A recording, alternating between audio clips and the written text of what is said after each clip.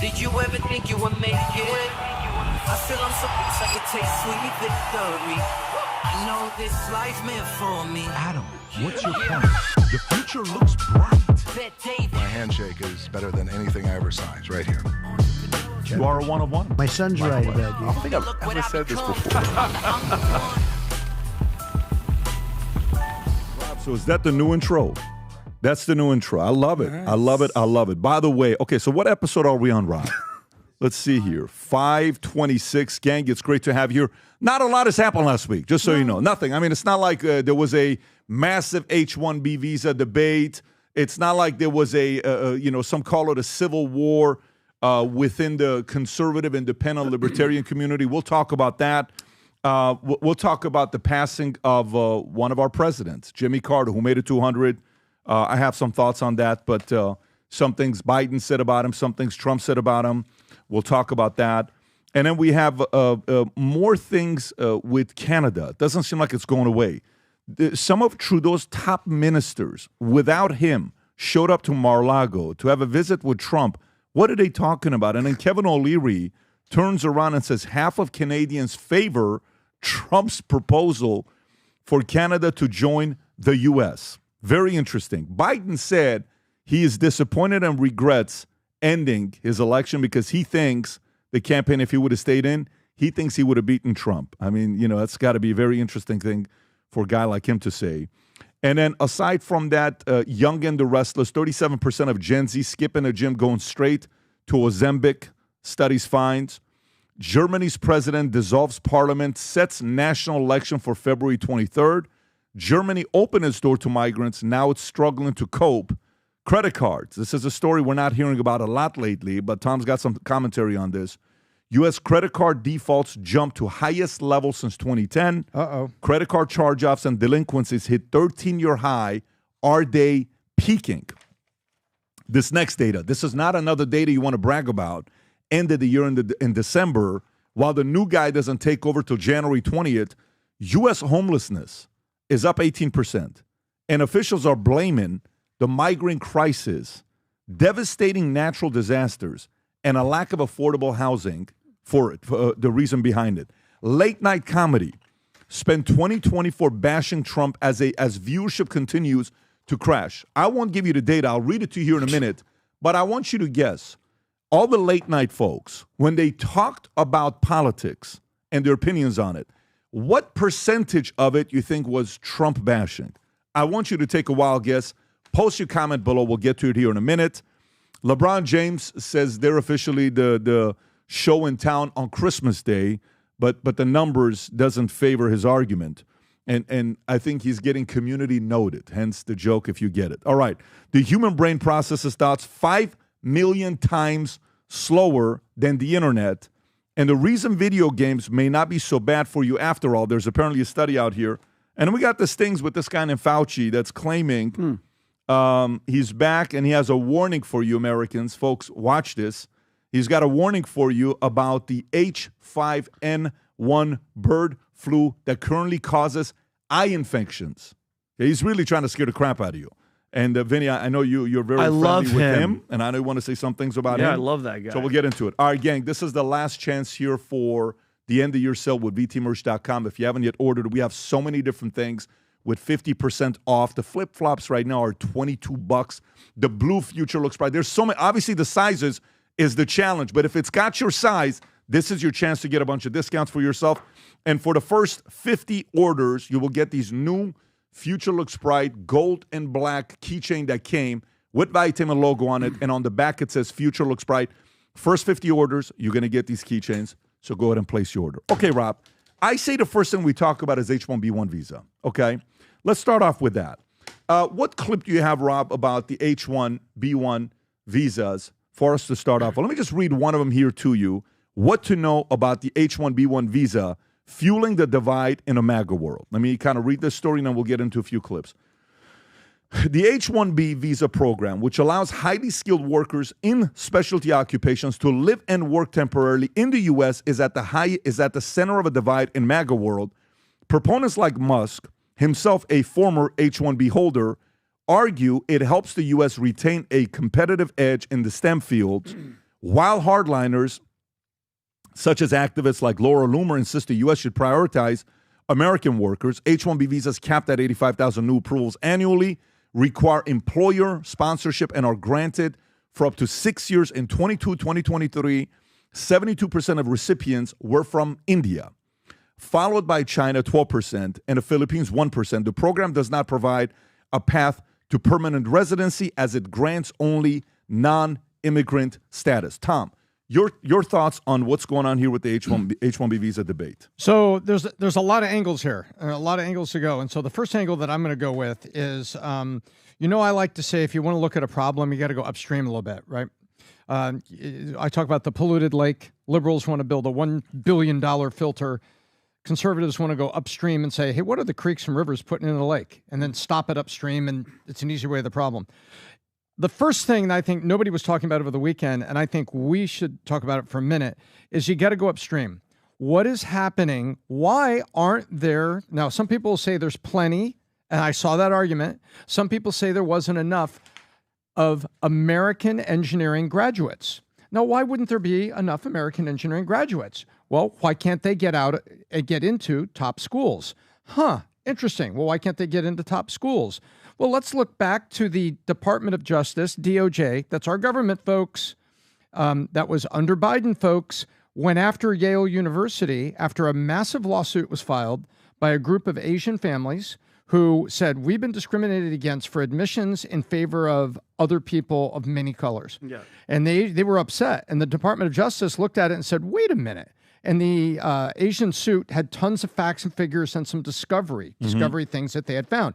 So the U.S. Department of Justice looks into it and goes, and went after Yale. So the U.S. Department of Justice filed a suit against Yale admissions, and all the discovery showed, absolutely not opinion here, they were discriminating against whites and Asians that were American citizens in favor of people of many colors, particularly foreigners that maybe didn't have the same scores as some of these whites and Asians did in the United States, because the foreign people most often were paying full boat. What's full boat? Paying full price. What's full price? They weren't getting financial aid because they were wealthy people from around the world. So guess what? If you don't give them financial aid, what gets bigger? Your endowment, because you don't have to give financial aid or small scholarships based on merit. So you see how that ecosystem works? So the schools discriminating against, so now what does that mean? Well, now there's a shortage of U.S. citizen, and not just white and Asian engineers, because it wasn't just happening in Yale, it's happened at other places. So the supply is down because schools have been discriminating against U.S. citizen, so now the supply is down. That is a fact, absolute fact, including and discovery brought by U.S. Department of Justice. Now then, you go into part two. Okay, well, that doesn't mean that H-1Bs are innocent. They're not. I looked at it up, and H-1Bs, they do underpay often. They do lock up a person with their sponsor, so it's very hard to change jobs. Let's say you get an H-1B, Vinny, and you do a really good job for 2 years, and you're having lunch at a place, and a recruiter talks to you and says, hey, why don't you come work over here? And you say, well, I really can't. I got the H-1B, and it's really complicated to change jobs with the sponsor. I'm kind of locked in. It's hard to change jobs, and I don't want to make any fuss because I don't want my sponsor to decide maybe they don't need me, because if they lay me off, RIF, reduction in force, I only have days, otherwise I have to leave the country because I no longer have a visa. Mm-hmm. So it does get abused. And there's this whole lottery with it that some people say, wink, wink, is subject to lobbying. And who would be paying big lobbying into the liberal government? Big tech. So could one of the things they want be, have the lottery point more toward me? So the H-1Bs do get used, in a way that's kind of abusive. That's my second point. And then my third point is that it is truly bad if the companies are using them with ill intent and they're not taking available American workers. But I think the schools are guilty. I think some companies are guilty for abuse of the program. I think the schools are guilty for not giving us more Americans with engineering degrees. And I think a lot of people third point, are missing the point that there has been a tremendous amount of people who were immigrants to this country that have built amazing new businesses. And so you can't just say, oh, it's a bunch of cheap labor getting jobs. No, that's not true. people like Elon Musk have built things. So I think there's a lot of reform that's needed. But those are my 3 points. We'll be on this topic for a while. Rob, can you pull up Vivek's tweet real quick? Vivek's tweet that I retweeted and I got community notes. I want to show the whole thing for the audience to see what happened the last couple of days. But first, go to his tweet. So Vivek posts this tweet. If you go under my account, you'll see. Keep going down, keep going down, keep going down, keep going down, keep going down, right there. Go to his tweet first, and then you'll come back to mine. Let me read this to you. This upset a lot of people, but let's process it. The reason top tech companies often hire foreign-born and first-generation engineers over native Americans isn't because of an innate American IQ deficit, a lazy and wrong explanation. A key part of it comes down to the C word, culture. Tough questions demand tough answers, and we're really serious about fixing a problem. We have to confront the truth. American culture has venerated mediocrity over excellence for way too long, at least since the 90s and likely longer. That doesn't start in college, it starts young. A culture that celebrates the prom queen over the math Olympiad champ or the jock over the valedictorian will not produce the best engineers. That upset a lot of people. But he's not wrong is the question. Is he wrong with that statement? Not wrong. Okay, let's continue. A culture that venerates Corey from Boy Meets World or Zach and Slater over Screech in Saved by the Bell or Stefan over Steve Urkel in Family Matters will not produce the best engineers. Fact, I know multiple sets of immigrant parents in the 90s who actively limited how much their kids could watch those TV shows precisely because they promoted mediocrity. And their kids went on to become wildly successful STEM graduates. More movies like Whiplash. He continues to go, and then most normal Americans' parents look skeptically at those kinds of parents. More normal American kids view those kinds of kids with scorn. If you grew up aspiring to normalcy is what you will achieve. Now close your eyes and visualize which families you knew in the 90s who raised their kids according to one model versus the other. Be brutally honest. Normalcy doesn't cut in the hyper-competitive market.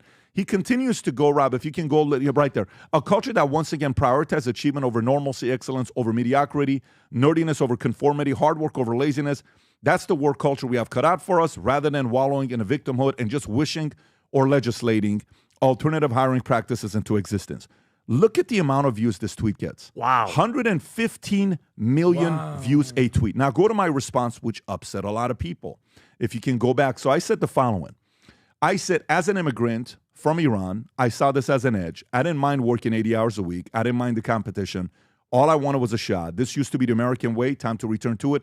Take a minute to read it. By the way, when I say working 80 hours a week, I worked 80 hours a week. In my 20s and 30s, I worked 80 hours a week, and I had no problem doing it.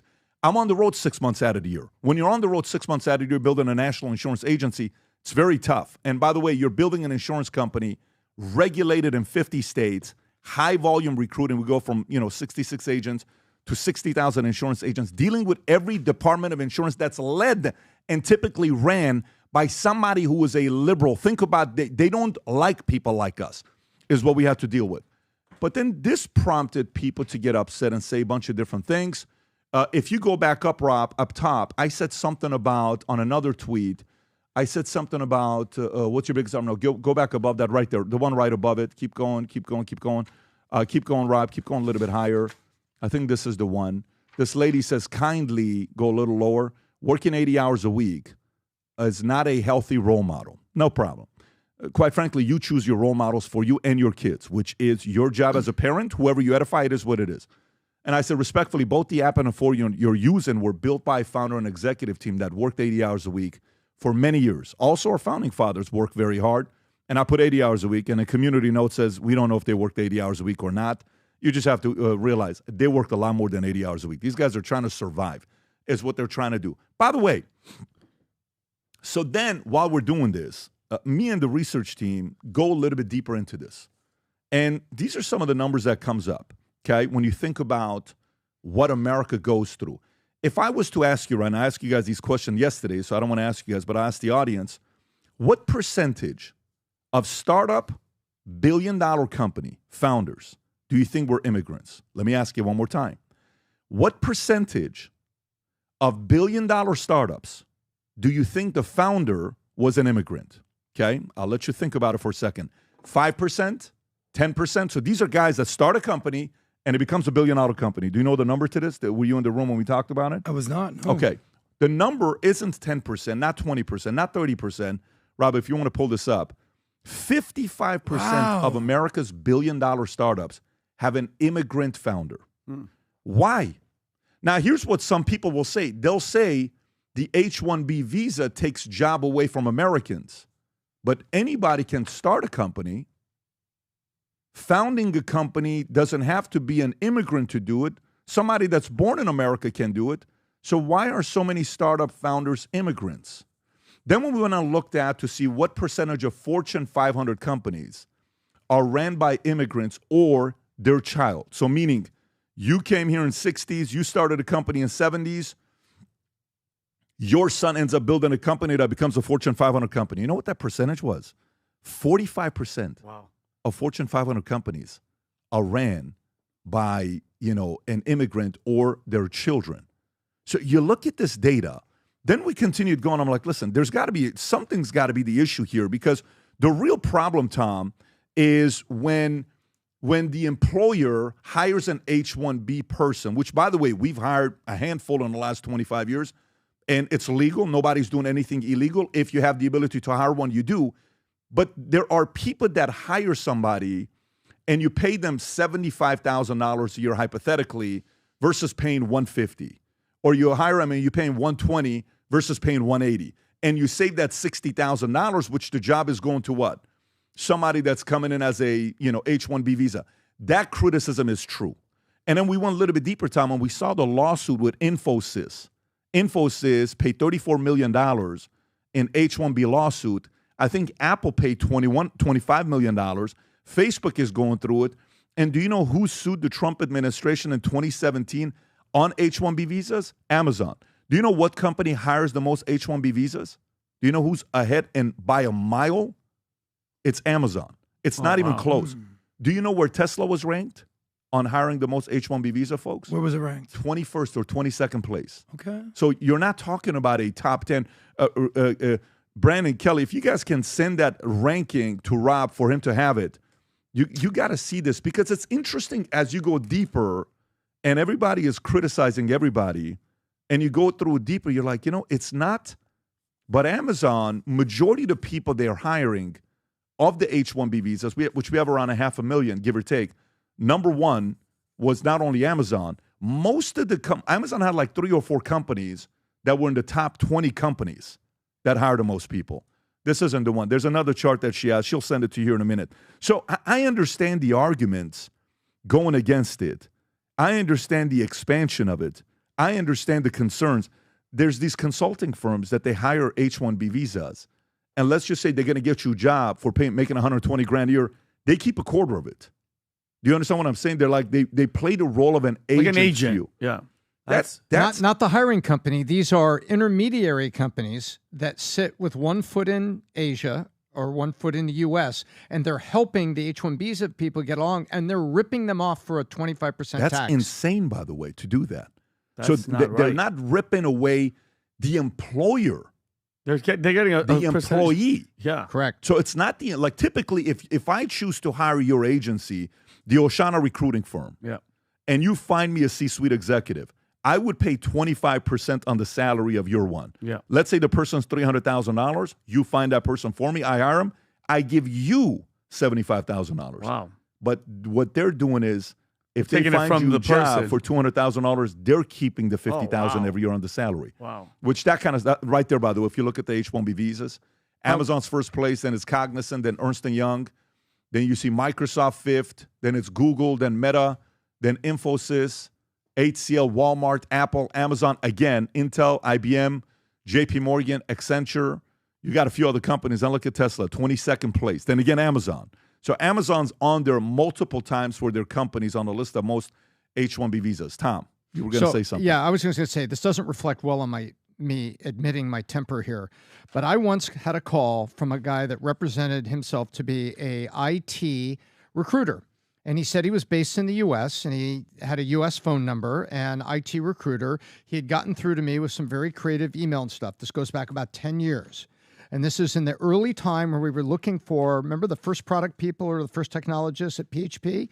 We were putting together the original 3 systems. Mm-hmm. So this is literally 10 years ago. And we were going to build the first app. over the course of 2 phone calls, I suddenly realized he was an intermediary, and all the people he said he was representing, I did an interview with one, and the guy in the interview on the phone call, because this is back on Skype, it was like a Skype interview, he tells me, well, I can only come through this guy because, this is it. And I said, wait a minute. I thought he was a U.S. recruiter. No. He's representing me. He's here in India. And so I called the guy back and I said, are you a U.S.-based recruiter, or are you based in India and you've got these people under contracts already?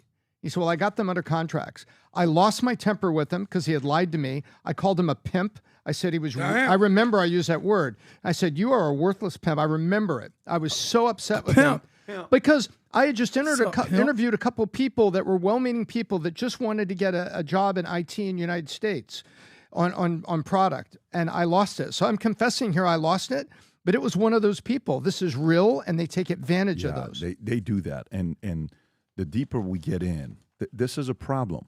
This chart here that Brandon found shows the most popular college majors, and they've changed from 2016 to 2023. Like, kids are going to college. Parents are telling their kids, go get this degree. Number 1 is business. 2 is nursing. 3 is education.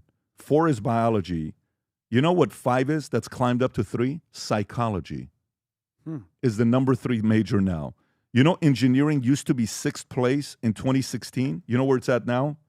It's at 9th place. Whoa. Why would you tell your kids to not become engineers? Right there, look at that. The chart, it's dropped. Zoom in a little bit, Rob, so we can see the majors on the left. You see how psychology, the purple from 5th place goes to 3rd place? Keep going lower. Engineering drops. Close the chart on the left, Rob, if you can, the X. Yeah. If you go and look at the left, you'll see engineering was 6th. See the dark purple? Drop down to 9th place. Criminal justice stays around the same place. Computer science stays around the same place. Accounting, computing stays around the same place. Now, if you go and look at STEM, countries against U.S., Rob, if you can pull up this other chart, how we rank against other countries in STEM. Keep going up, the other way, Rob, the other way. Yeah. Keep going.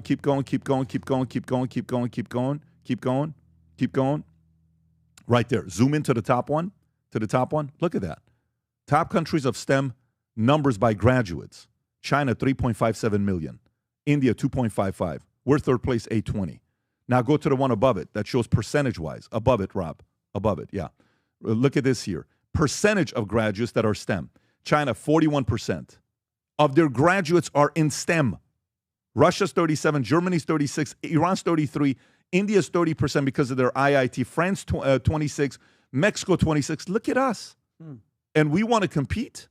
I mean, this is, and by the way, a part of this, to me, is like when you think about when Dallas Mavericks bring Dirk Nowitzki or Luka or Giannis or all these players that are coming from the European system here, and Kobe would always bash the AAU system in the States.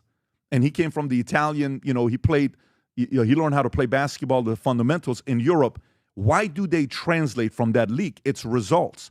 So my only concern with this argument is, yes, keep the jobs in America. Yes, give the jobs to American graduates. Yes, make it competitive here. And if some of these guys are coming here that are the smartest people, why not keep them? Why not recognize them? Why not respect the fact that they create jobs? One of the tweets, I said, our founding fathers, a guy responds back and says, those are not your founding fathers. Guy posts a picture of the Shah of Iran, says, that's your founding father. Oh, so funny. But that tells you what, a part of this, there's nationalists and there's white nationalists. White nationalists, Vinny, don't want people like us here. I know. They just don't. White nationalists are a very different model, and they can have that argument, but this got very ugly very quick. Yeah, no, you're spot on with the white nationalist thing. So what I'm concerned about is you made an amazing tweet because your prediction has basically come true, what they're doing to basically divide and conquer Trump versus Elon. That's what I'm focused on. Can you turn me up a little bit, guys? But it's sort of what you've seen the comments that are being made by Steve Bannon and Stephen Miller. They're sort of, what do you think about it? So here's what I'm thinking. Can I read the tweet so the audience knows, and then I'll go to you? Please do. So here's what Steve Bannon said. Steve Bannon said, let me be clear on H1-B. I want zero. The whole thing is about, they're only geniuses, H1-B visas. That's not what it's about. It's about making American jobs and bringing over essentially what have become indentured servants at lower wages, the thing's a scam by the oligarchs in Silicon Valley to basically take jobs from American citizens, give them to what become indentured servants from foreign countries and pay them less. Simple. That's what he said. And he does have a point right there. There is a point to basically what's happening with these guys with these H1-B visas. You said, you can pay them less versus an American. Oh, yeah. By the way, definitely happen. By the way, I know people who basically outsource jobs and say, well, I can pay an American worker here $30 an hour. I can pay some guy in the Philippines or in India $4 an hour. So it works both ways. But what's happening with MAGA versus Musk, it's sort of like MAGA 1.0 versus MAGA 2.0. Who's MAGA 1.0? The guys that have been there 10 years versus the people that have been there basically 10 months. So you have the nationalists that you talked about right there.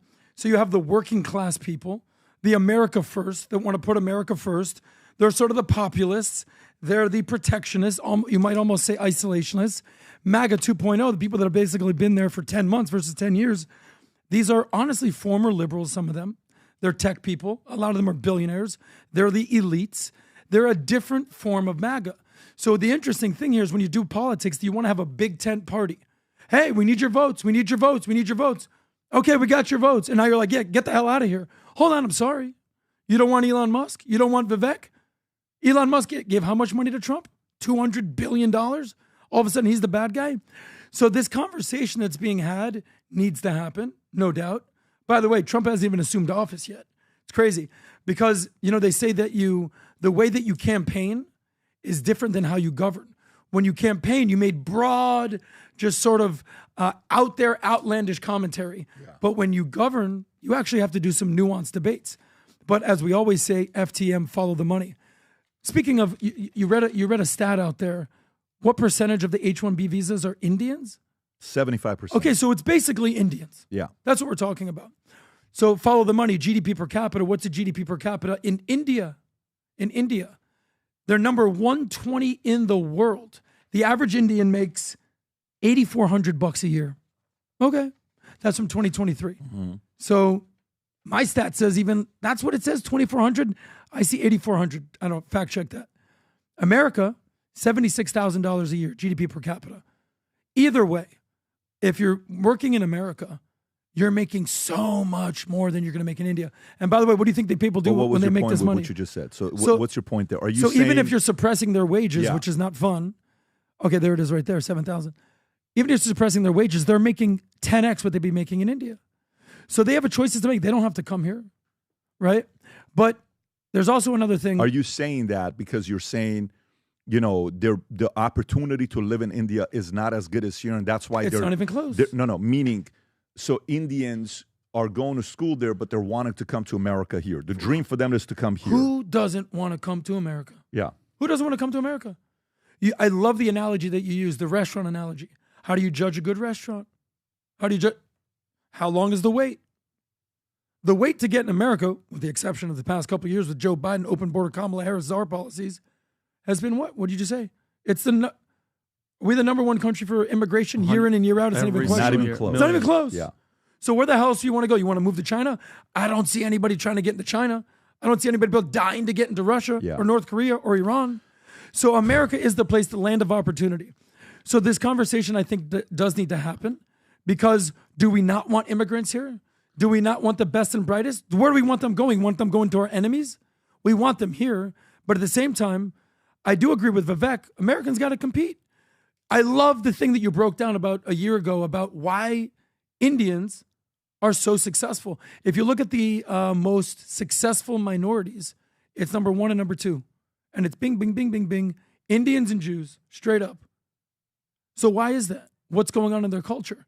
You did a whole breakdown about the family and divorce rates and what Indians do and how they're encouraging. Do you know what their divorce rate is? It's like 1%, something ridiculous. It's low. So ridiculous. It's that their divorce rate is on some data shows 1, on some data it shows 6%. African Americans were the highest in the U.S. at 31%.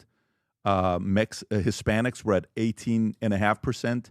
Whites were at 15.1%. Yeah. But Indians are at 1 to 6% divorce rate. Is what they have. Yeah, it's some ridiculous number that they have. You know how they say don't hate the player, hate the game? The Indians are playing the game. They're doing it. Yeah, but what I'm trying to understand is the following. Here's what I'm trying to understand, Tom. And I want to bring this to you. I want to understand everybody's points. Like, for example, I want to understand Elon. Well, he said, He came here on an H1-B visa. Well, that's did he what I'm not? saying. Yeah. Where he says, the reason I'm in America, along with so many other critical people that built SpaceX and Tesla and hundreds of other companies, that America's strong because of H1-B. Take a big step back and go F yourself. That's from In the face. movie, what is Tropic it? Thunder. Tropic Thunder. I will go to war on this Yeah. issue, the likes of which you cannot possibly Wow. comprehend. Okay. That was a quote from, I think, Les Grossman. Yeah. Never go full retail. But you know why he's saying that? I mean, he came here on one. Yeah. So to him, that's personal. That's a success story. Now, to somebody who was born here and they're white and they were raised in a certain way where they're white nationalist, okay, you view me as go back to Iran. Deport Elon back to, what do you call it, South Africa. Deport Vivek back to India, His right? parents. And He was born you here. make those types of comments. All right, I don't think that's majority of America. I think that's less than 5%. That is the far of right. America. Yeah, that's the far right. Ultra-nationalists. And that's the far right. And the far left wants open borders and let everybody come in here. Let's legalize everyone. The far right wants, if you're not a white nationalist, get the hell out of here. The problem here is you as a consumer not knowing the position of the individual before they say it, and you think everyone is in that position. They're not. Not everyone's in that position. So this is why it's caused a little bit of confusion. I'm reading a book right now by Robert Half about how recruiting firms were grown in the 80s. And one of the things he said, he's the founder of Robert Half. His name is Robert Half. He wrote this book on HR. I don't know what the book's name is. It's actually really good. He explains how in the 70s, one of the things that happened in the 70s and 80s is the media, every time you would see somebody become a billionaire, everybody would say he made his billions by hurting someone. So the image was the only way you can get rich is by what? By hurting somebody. By telling you, scam artists, con artists, all this other stuff. Some of the words, I mean, a community notes section came up, Rob. If you can pull this up.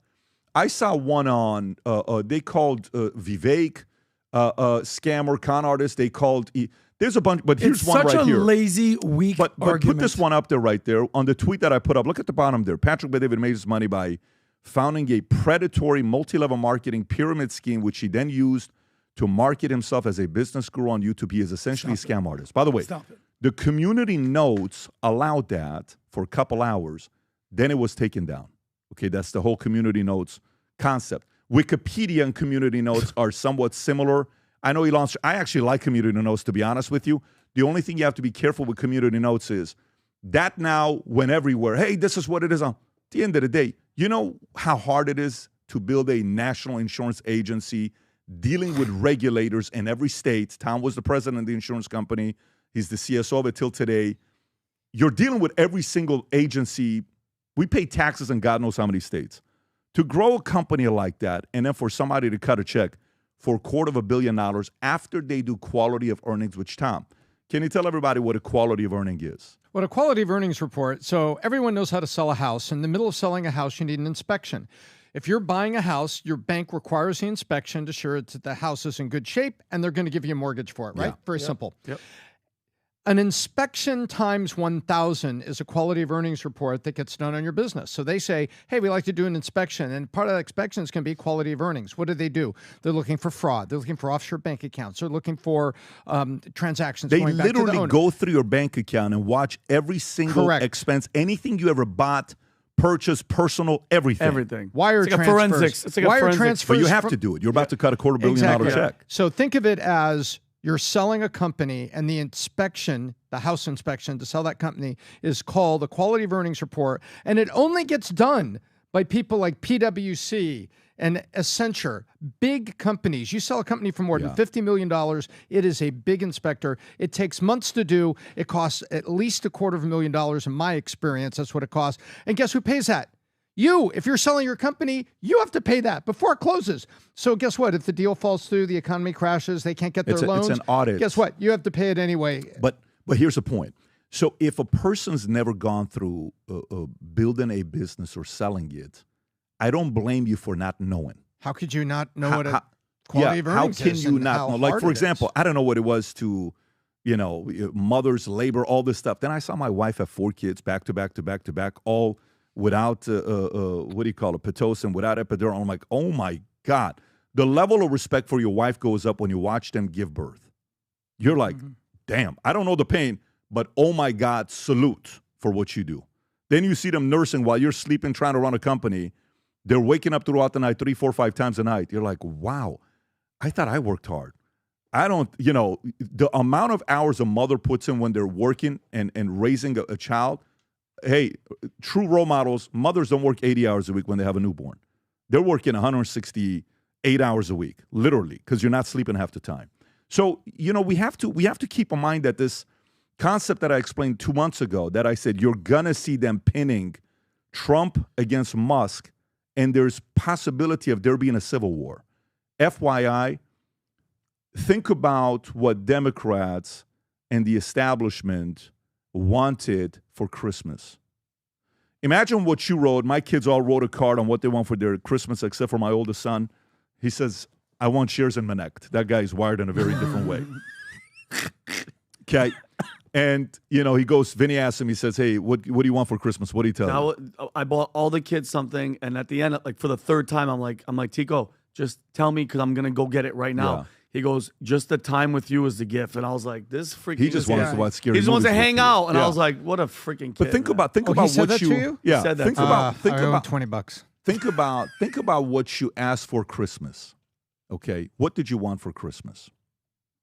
Think about what your kids asked for Christmas.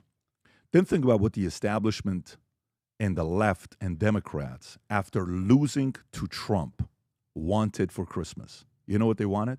This is exactly what they wanted. Now that they lost to Trump, they wanted to see the dog-eat-dog community come out. And it's happening. And it's nasty.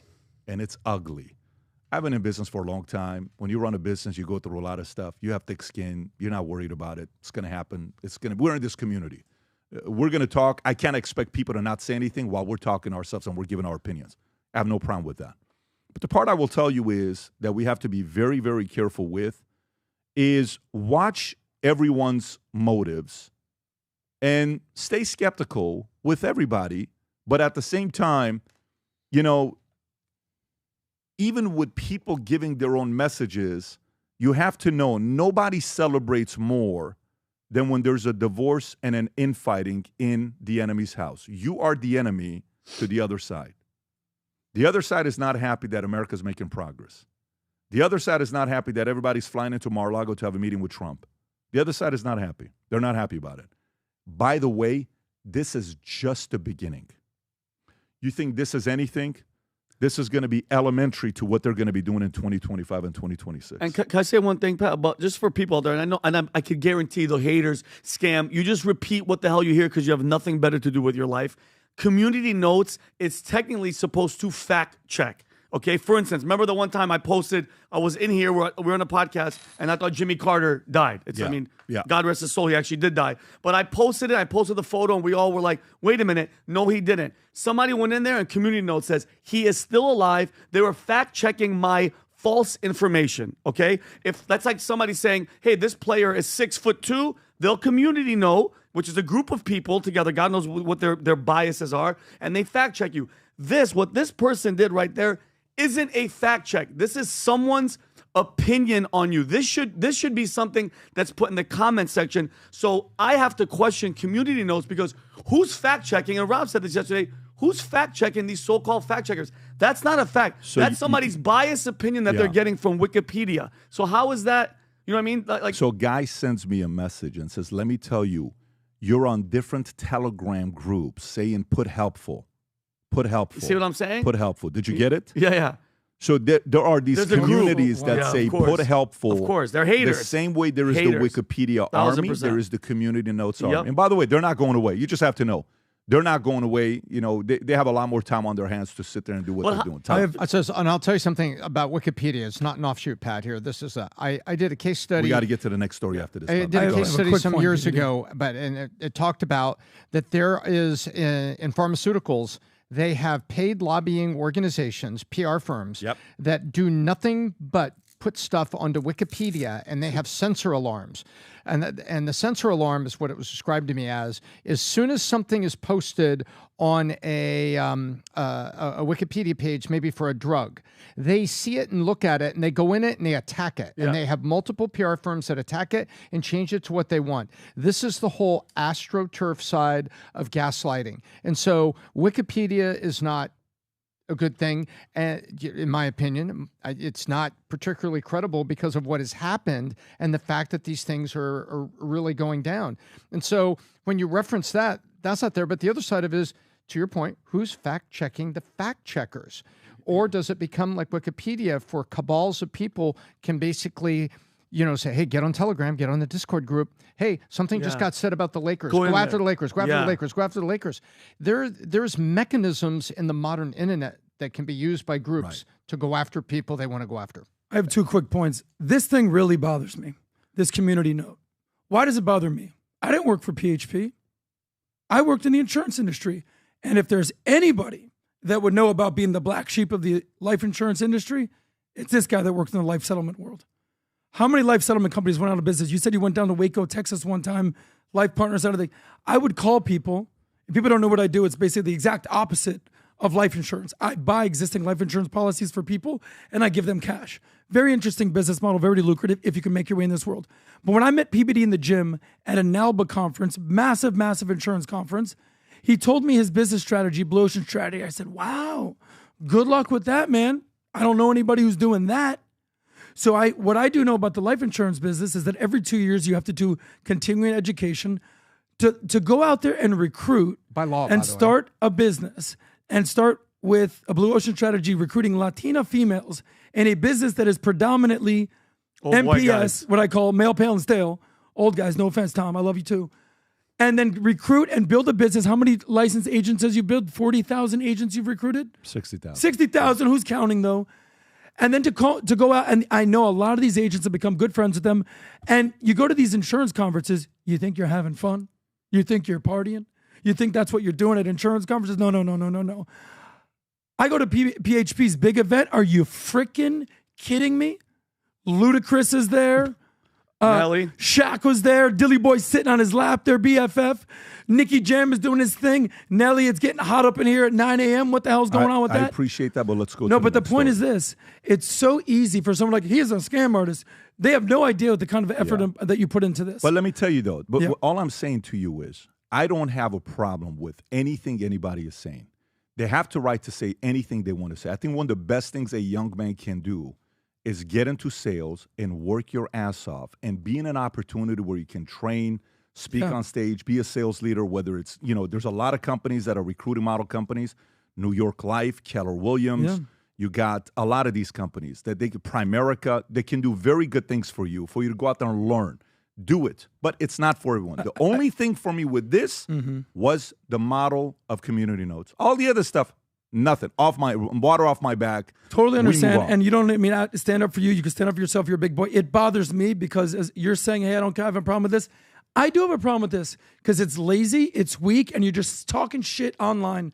Twitter It's not going away. Just so you know that. And moving on. This will not be the first or the last time. Totally this is understand. Happen for many, many but years it's to come. weak and it's right. Okay. The last thing with Trump, by the way, you know what we say? Basically, this is going to come down to Trump. What he said about H1-B visas? You heard his quote? Because we didn't address Trump, and I'll do this real quick. Trump said, I've always liked the visas. I've always been in favor of the visas. That's why we have them.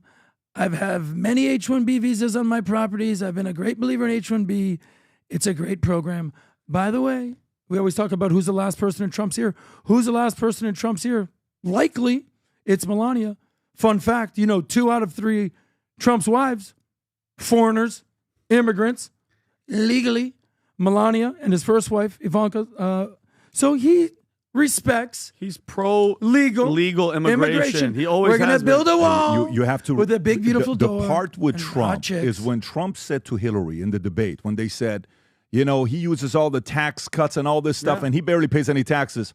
Says, yeah, absolutely. So do all your donors. Yep. If you don't like it, do something about it. How come you haven't all these years? So, there's not. The only thing is the argument about H1-B that you have to hear, it is broken. The current system is broken. The lottery system doesn't make sense. We're not getting the best. We're paying them less than somebody that can do the job here. The offer has to match the same. You have to identify the people that are abusing the middlemen, that are taking the money out. That model has to change. And in my opinion, there's nothing wrong with the good talent coming here. Don't bash those people that are coming here. Fully agree. They love America. Yes. Some of the guys that are coming here from some of these countries and they're bashing America and you owe me this and F you and, you know, the illegal immigrants, totally get it, 100%. But a lot of these guys come here, they love your country and they want to make it their own. They want to be able to say they're American. And my suggestion is to be open to that idea. That's what made this place the melting pot. FYI, you know who came out with the H1-B visa program? I think President it was Bush. George Bush, the 1990. first Bush in Yeah, 1990. the first one. Okay, all right, let's Big go to the Bush. next It story. is broken. It does need to be Trudeau's top minister at Mar-a-Lago to discuss border security. Okay, Trudeau's top minister at Mar-a-Lago to discuss border security. So Dominic LeBlanc and former Foreign Minister Melanie Joly met the U.S. Commerce Secretary nominee Howard Lutnick and Interior Department nominee Doug Burgum at Mar-a-Lago to discuss Canada's border plan. The plan includes installing surveillance towers along the border and amid the Canada's border, what is it? Amid the what? Amid, along with arming the Canada Border Services Agency with more helicopters, drones, and workers, while also addressing the harm caused by fentanyl and the potential negative impact of a proposed 25% tariff on Canadian goods. Lutnick and Burgum agree to relay these updates to President Trump, so they did not meet with Trump. They met with Trump's leaders. And then Kevin O'Leary comes out and says the following, and then, Tom, I'm going to come to you right after this. Rob, if you got the Kevin O'Leary clip. I'm ready. He makes a comment about how half of Canadians feel about Canada being the 51st states. Go ahead, Rob. There's 41 million Canadians, basically the population of California, sitting on the world's largest amounts of all resources, including the most important, energy and water. Canadians, over the holidays, the last 2 days, have been talking about this. They want to hear more. And so, you know, there's obviously a lot of issues, more details, but what this could be is the beginning of an economic union. Think about the power of combining the two economies, erasing the border between Canada and the United States, and putting all that resource up to the northern borders where China and Russia are knocking on the door. So secure that, give a common currency, figure out taxes across the board, get everything trading both ways, create a new, almost EU-like passport. I like this idea, and at least half of Canadians are interested. The problem is the government's collapsing in Canada right now. Nobody wants Trudeau to negotiate this deal. I don't want him doing it for me, so I'm going to go to Mar-a-Lago. I'll start the narrative. The 41 million Canadians, I think most of them would trust me on this deal. So here's what's going on. He brings up some very interesting point. I take you back to November 1st, 1993, with Helmut Kohl, who was Chancellor of Germany at the time, and Francois Mitterrand, one of the famous leaders of France, got together and put together the Maastricht Treaty, M-A-A-S-T-R-I-C-H-T, Maastricht Treaty, which established the EU to do exactly what he talked about. Because in the EU, they had the rich countries and they had the poor countries. And you had Portugal and you had Italy and you had countries that had some struggling economies. And they came together, and that's what created the EU. And there it is, the Maastricht Treaty. You know, it was November 1st, 1993 is when it was ratified, and it brought them all together. And they had one currency, except the UK, who said, you know what? We have the strongest currency out here. We're going to keep the UK pound because you knuckleheads are probably going to screw this up, and you're going to expect the UK pound to carry the currency of Europe. So that's what happened. And guess what? This is what Kevin O'Leary is saying. The US dollar and the Canadian dollar used to be kind of close together. You know what it is right now? A Canadian dollar, if you handed it to me in Buffalo, New York, because you came across to see Niagara Falls, you know how much I would give you? 70 cents US. Oh, damn. Yeah. Yeah. So little loonies. So, and by the way, do you know when Finance Minister Dominic LeBlanc and Foreign Minister Melanie Joy, wait a minute, your Finance Minister and your Foreign Minister come to Mar-a-Lago to talk to Commerce Secretary nominee Howard Lutnick. Finance? Foreign? Wait a minute. Maybe they're talking about an EU. And by the way, an EU would make sense because the U.S. is an energy exporter right now, and it would actually strengthen Canada. And what the U.S. doesn't need is a failed Canada, but the U.S. doesn't want to be the one that rescues Canada. And so what's going on right now is Canadians don't like their taxes. They don't like what's going on in immigration. And by the way, and they hate their leader. And by the way, guess what? Guess what the two number one and number two issues for Canada is as they push against Trudeau? What? The economy's number one. Guess what number two is? What? Immigration. Oh, great. Hey, that's funny. We had a similar election, and we elected a leader to lead. Canada's people and Kevin O'Leary are reacting to the leadership of Donald Trump, even as he carries the title of president-elect. And he's talking exactly about what happened in Europe when they harmonized things to stabilize those economies. Tom, what's the likelihood of this happening? I think it's probably 20% and rising, especially on the energy side. By the way, that guy that let me ask, but the question I'm asking you is of not an EU type treaty. Yeah, no. What is between what U.S. and Canada? Yeah, not a state, just an EU type. So treaty. the 51 state, that's not going to happen. No, that'll happen to Puerto Rico sooner than that would ever happen in Canada. Okay, so an EU-like treaty that would benefit U.S. in what way? I know would benefit Canada, where U.S. wouldn't put a tariff on them, but how does that benefit us? Well, two things, right? If a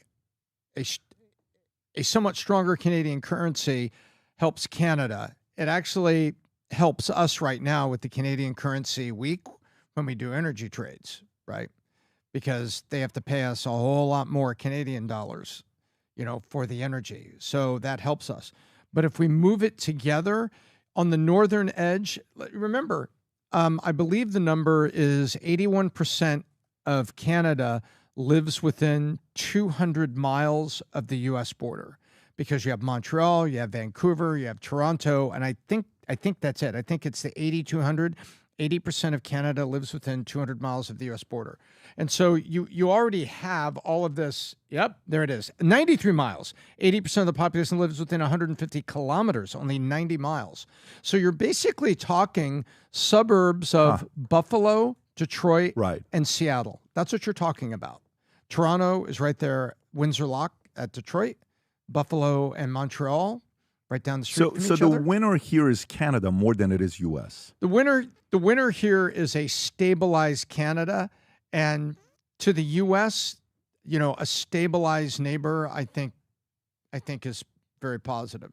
And you already have a lot of labor that goes back and forth. Mm-hmm. For a lot of years, Ford has built tons of trucks right over the border in Canada, in Detroit. It looks like Detroit, because you say, well, where does Detroit stop and Toronto begin? I can't really tell you. It's the factories are right there. It's similar to Maquiladora's. Maquiladora meant little sister, Adam? I believe. Yeah. Tom, I know you're Canadian, so you have a vested interest in this, by the way. Canadian descent. Anyone we hear that reaches out on Manek, by the way, reached out on Manek to us, every single Canadian is like, dude, how the hell do I get out of Canada? What's going on in Florida? Can you get me to America? And I'm like, what do I look like? Ice? How many messages do you get from people in Canada being like, get me out of this place?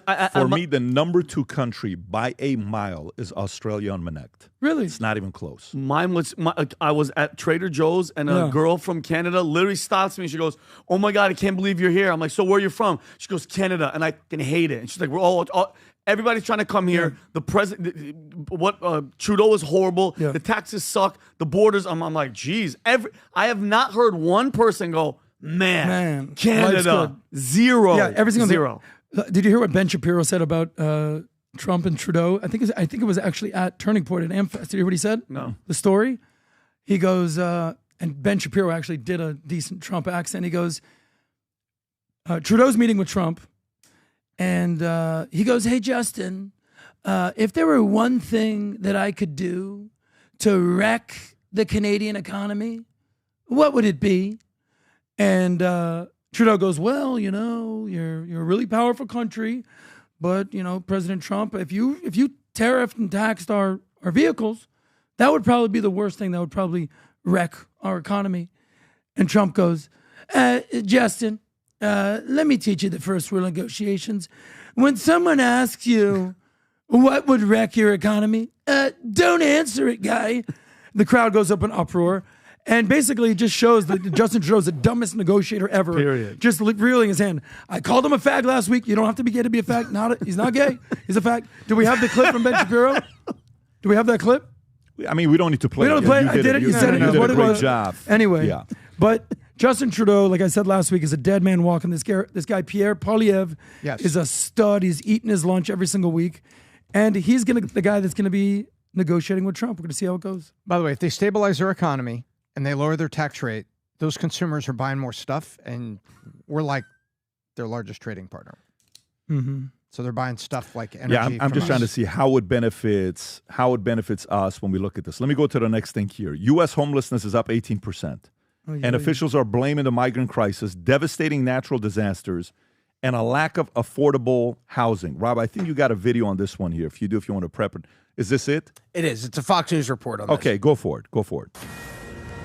Welcome back. The Department of Housing and Urban Development recording a massive 18% increase in homelessness this past year. Shocking numbers.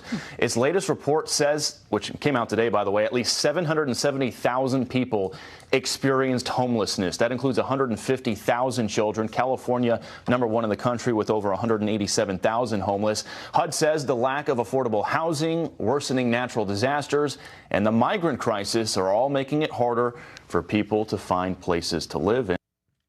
By the way, the number is U.S. experienced 18.1% increase in homelessness in 2024, brings the total up over 770,000. Rob, can you pull up the homelessness population the last 10 years? According to Department of Housing, the rise was driven by sky-high housing costs, natural disasters like the Maui wildfire, and a surge of migrants, with HUD reporting family homelessness more than doubled in 13 communities impacted by migration, including Denver, Chicago, New York City. Renee Wills of the National Low-Income Housing Coalition called the increase the tragic yet predictable consequences of underinvesting in the resources and protections that help people find and maintain safe, affordable housing. Nearly 150,000 children were homeless on a single night in 2024, reflecting a 33% jump from 2023. Oh, my God. Did you hear that? Yep. Let me say that one more time, folks. 150,000 children were homeless on a single night in 2024. That's a 33% increase from last year. This is just children, okay? And it's not going away.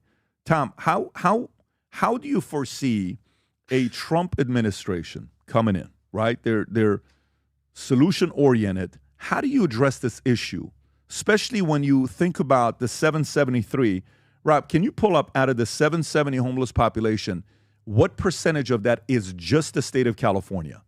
Okay, if you type in highest homelessness population by state, let's see what it is, and if it gives us an update. That's as of 2023, so we don't have the 24 numbers yet. But it's okay, let me just read that, Rob. California will still be number 181. Okay, California, and then 103, New York, 31, Florida, Washington, 28. Can you pull one more down? Let's see who fifth is. Well, let me just see this here. Go a little bit lower. Rob, I'm going to send you some stats real quick. Go a little. I don't think that's the one, Rob. Go a little lower. The one that. Oh, right there. So Washington, then is Texas, and then per 100,000, New York is 527, Vermont is 509, Oregon 476, California 466. Hawaii 434. Adam. Did you see the Wall Street Journal breakdown of this? Ooh, wow. Wall Street Journal just came out with an article. I was reading it last night, and it's called The Blue State Homeless Boom. Boom, boom, there goes the room. You know the number one state in terms of increase percentage-wise? Because obviously California has the most Was it New York? people. Nope, not New York. You want to guess again? Hawaii? Nope. And it's not even close. I mean, it's not Illinois. California. Okay. Illinois. Here's the breakdown. Increase in homeless population from 2019 to 2024. There you go. Texas, only 8%. Florida, 10%. 153%. Illinois, 153%. California, 23%. Not good. New York, 71%. And the U.S. average is 35%. As much as I get the 153, yes. Look at New York by number. New York was number one by increase of actual homeless people. Okay. Illinois 2.5x what they had in population, but New York went up 66,000. You were just in New York. I just came back. Yeah. How was it when you were in New York? Specific to homelessness. I mean, look, the areas I was hanging out with the homeless people. But yeah, look, we all know what's happening with Eric Adams. We all see what's going on with the subway. I actually filmed a video when I was in New York. And basically, I love New York. I used to go every single summer. It's an amazing city. Obviously, you have your relationship with the Yankees. And while I was there, I filmed a video. I was like, look, I'm here in New York. I'm getting out of a subway. I love New York. It's the best city in the world. Other than the fact that it's the most expensive city to live in the United States, the cost of living, the homelessness, the crime, the freezing cold rain, the Mets, the Jets, the homelessness that I mentioned, the cost of living, the fact that I'm paying $5,000 for a shoebox apartment, the fact that homeless, rats, garbage. But other than that, I love New York. So New York has some massive issues. How much tax revenue left New York during COVID? $30 billion, something like that. New York has some major issues. This homelessness situation that was going on. The guys that were beating up cops in New York, Vinny, you covered this, flipping the bird. New York has some major situations. In my opinion, New York was the best city in America. But now, the wokeness, the Columbia University, everything that's going on there, gays for Gaza. How does a Trump administration fix this homelessness problem? Yeah, coming back to your question, what does Trump do? Well, first of all, you're hired, they hire you, they give you the job. What do you do? First of all, you look at what's happening and how do you make it stop and how do you fix it? First of all, immigrants are coming here with no place to live, with no job to get, so that they can't even, in a short order, make a little bit of money to pay for a small place, and it's not the affordable place. So how do you drive the price down in any market? Supply. Increase the supply that's out there or reduce the demand for it. So first of all, and people are going to go all over the comments on this, he's talking about deporting a lot of people. And once you deport people that aren't supposed to be here because they're criminals and they're floating around, you're reducing demand, but you also got to increase the supply. And for the past 3 years, builders have been building, but it's where they're building, what they're building. And you got to put, I believe, you need two things. It's not enough just to say, we need affordable housing in the city of Miami. I agree we do. We need it. It's going to be more west. Okay. But what are those people going to do? Where are the jobs going to be? So you need a partnership with the big cities to attract business to put jobs in the big cities, Pat, that are working class jobs. Then you need places for those people to live. So you have to do, Trump's going to have to get HUD and commerce together. And what I do is I get HUD and commerce together and say, look, the homelessness is tougher in these areas. I need supply of affordable housing. I need to reduce the artificial and bad demand, take the people that are demanding it, get them out of here. Yeah. And then we got to work with industry to bring back American jobs and opportunities so those people have something to do. So it's not a light switch. Now, the Democrats will think, well, just give them money. Give them money to go where and pay rent to who if there's not a supply of housing, right? Yeah. All you're going to have is a shortage of you're not going to have shortage. It's going to be spent on vices, and it's a fact. You spend lottery tickets, alcohol, things like this. If you just hand out money, you can't do that. He's got to do two things. The supply of housing, work with that, and then work with the big cities to attract companies with jobs there. Here's what I want to do. So some people have something to do and get paid. I got it, Tom. So what I want to look at, how sometimes, Tom, we would look at 1,000 insurance policies coming in, and you would see some chargebacks, some stay on the book, some get canceled, some they keep. And then we would run a report to see where these chargebacks are coming from. What state, what office, what vice president, and then you would see. Find the trends. Okay, so what I want to know is this homelessness increase of 18%, who are they? Are they illegal immigrants? Are they veterans? What's the background? If you go a little low, Rob, this article I just sent you, it shows you all the way at the bottom. So let's kind of read this together. At the top, we saw the number 770. Great. Keep going lower. Keep going low. You'll see when the numbers actually come up. I'll go up a little bit when you see numbers to see what it says right there. Since then, all of crossings at the border have dropped by more than 60%. HUD is in person. Encounters are at the lowest since July 2020. Yeah. As a result, but for 3.5 years, you let the doors wide open. Yeah. So in Chicago, for example, the migrant shelter census is down more than 60%. And in Denver, it's down 100%. But wait till you see what is up. But according to HUD, found that nearly 1/3 of the 18,800 homeless people in Chicago were children. Jeez. Chicago saw a 200% increase in homeless population this year. Asylum-seeking families in Chicago, so that is what? Illegal immigrants. Yep. If you, they use a different word, asylum Seeker, seeking, not- yeah. seeking, Yeah. not asylum families. Asylum seeking families could be another word as illegal immigrants, including those bused or flown in Chicago from other states like Texas or Florida, whatever it may be, accounted for most of Chicago's increase in estimated homelessness. A record number of 371,000 illegal aliens were encountered, Authority Border, December 20, record-breaking. May of 2022 was the previous record. Keep going lower, 1.7 million gotaways. Okay, HUD reported 8% decrease in homelessness amongst veterans, record low.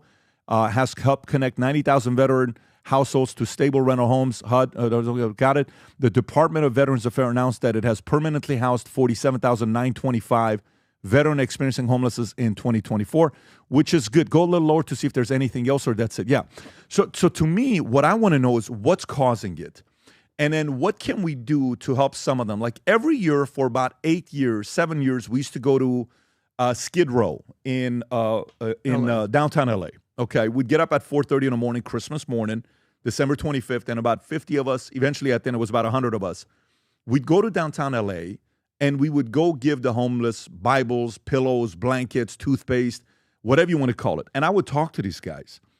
And what was weird about some of them that were there, I said, so what did you do for work before? I was an accountant. No, you weren't. Yeah, I was. How did you end up here? And one story was, man, I couldn't stop drinking. Mm-hmm. Okay. How about yourself? I got a DUI. How about yourself? I got into a lot of debt and I couldn't find a way. So what are you doing now? We're living over here. But some of them were people that if you clean them up, they looked proper.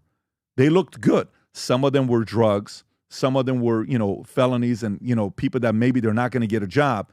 But you have to almost find a way to see which one of them we can get back into the system, right? Tom said a word the other day, what was it when you went to jails? Prisons used to be called what?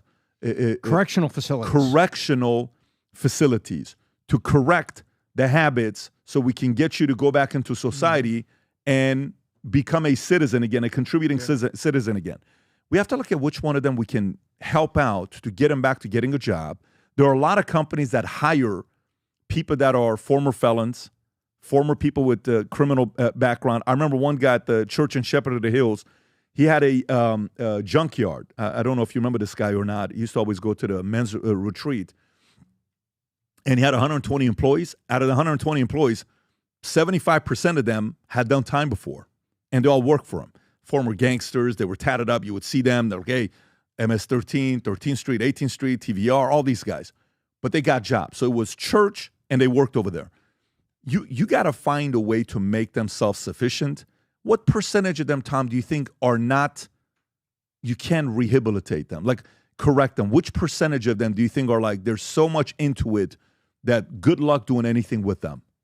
I haven't seen the stats on that, and words talk, numbers scream, and I don't want to put a number out there but my own estimate, based on reading a lot of articles like this and finding that. Would you say it's a big number or a small number? No, I would say it's probably about, my guess would be it's probably about 25% based on reading things about the number of kids, the number of people that had a addiction like alcohol, or they had things like a DUI, lost the car, couldn't drive, anymore, and things like this. I would say there's probably 20 to 25% of them, just my gut guess, my observation, that are probably going to be really hard-pressed to find a job.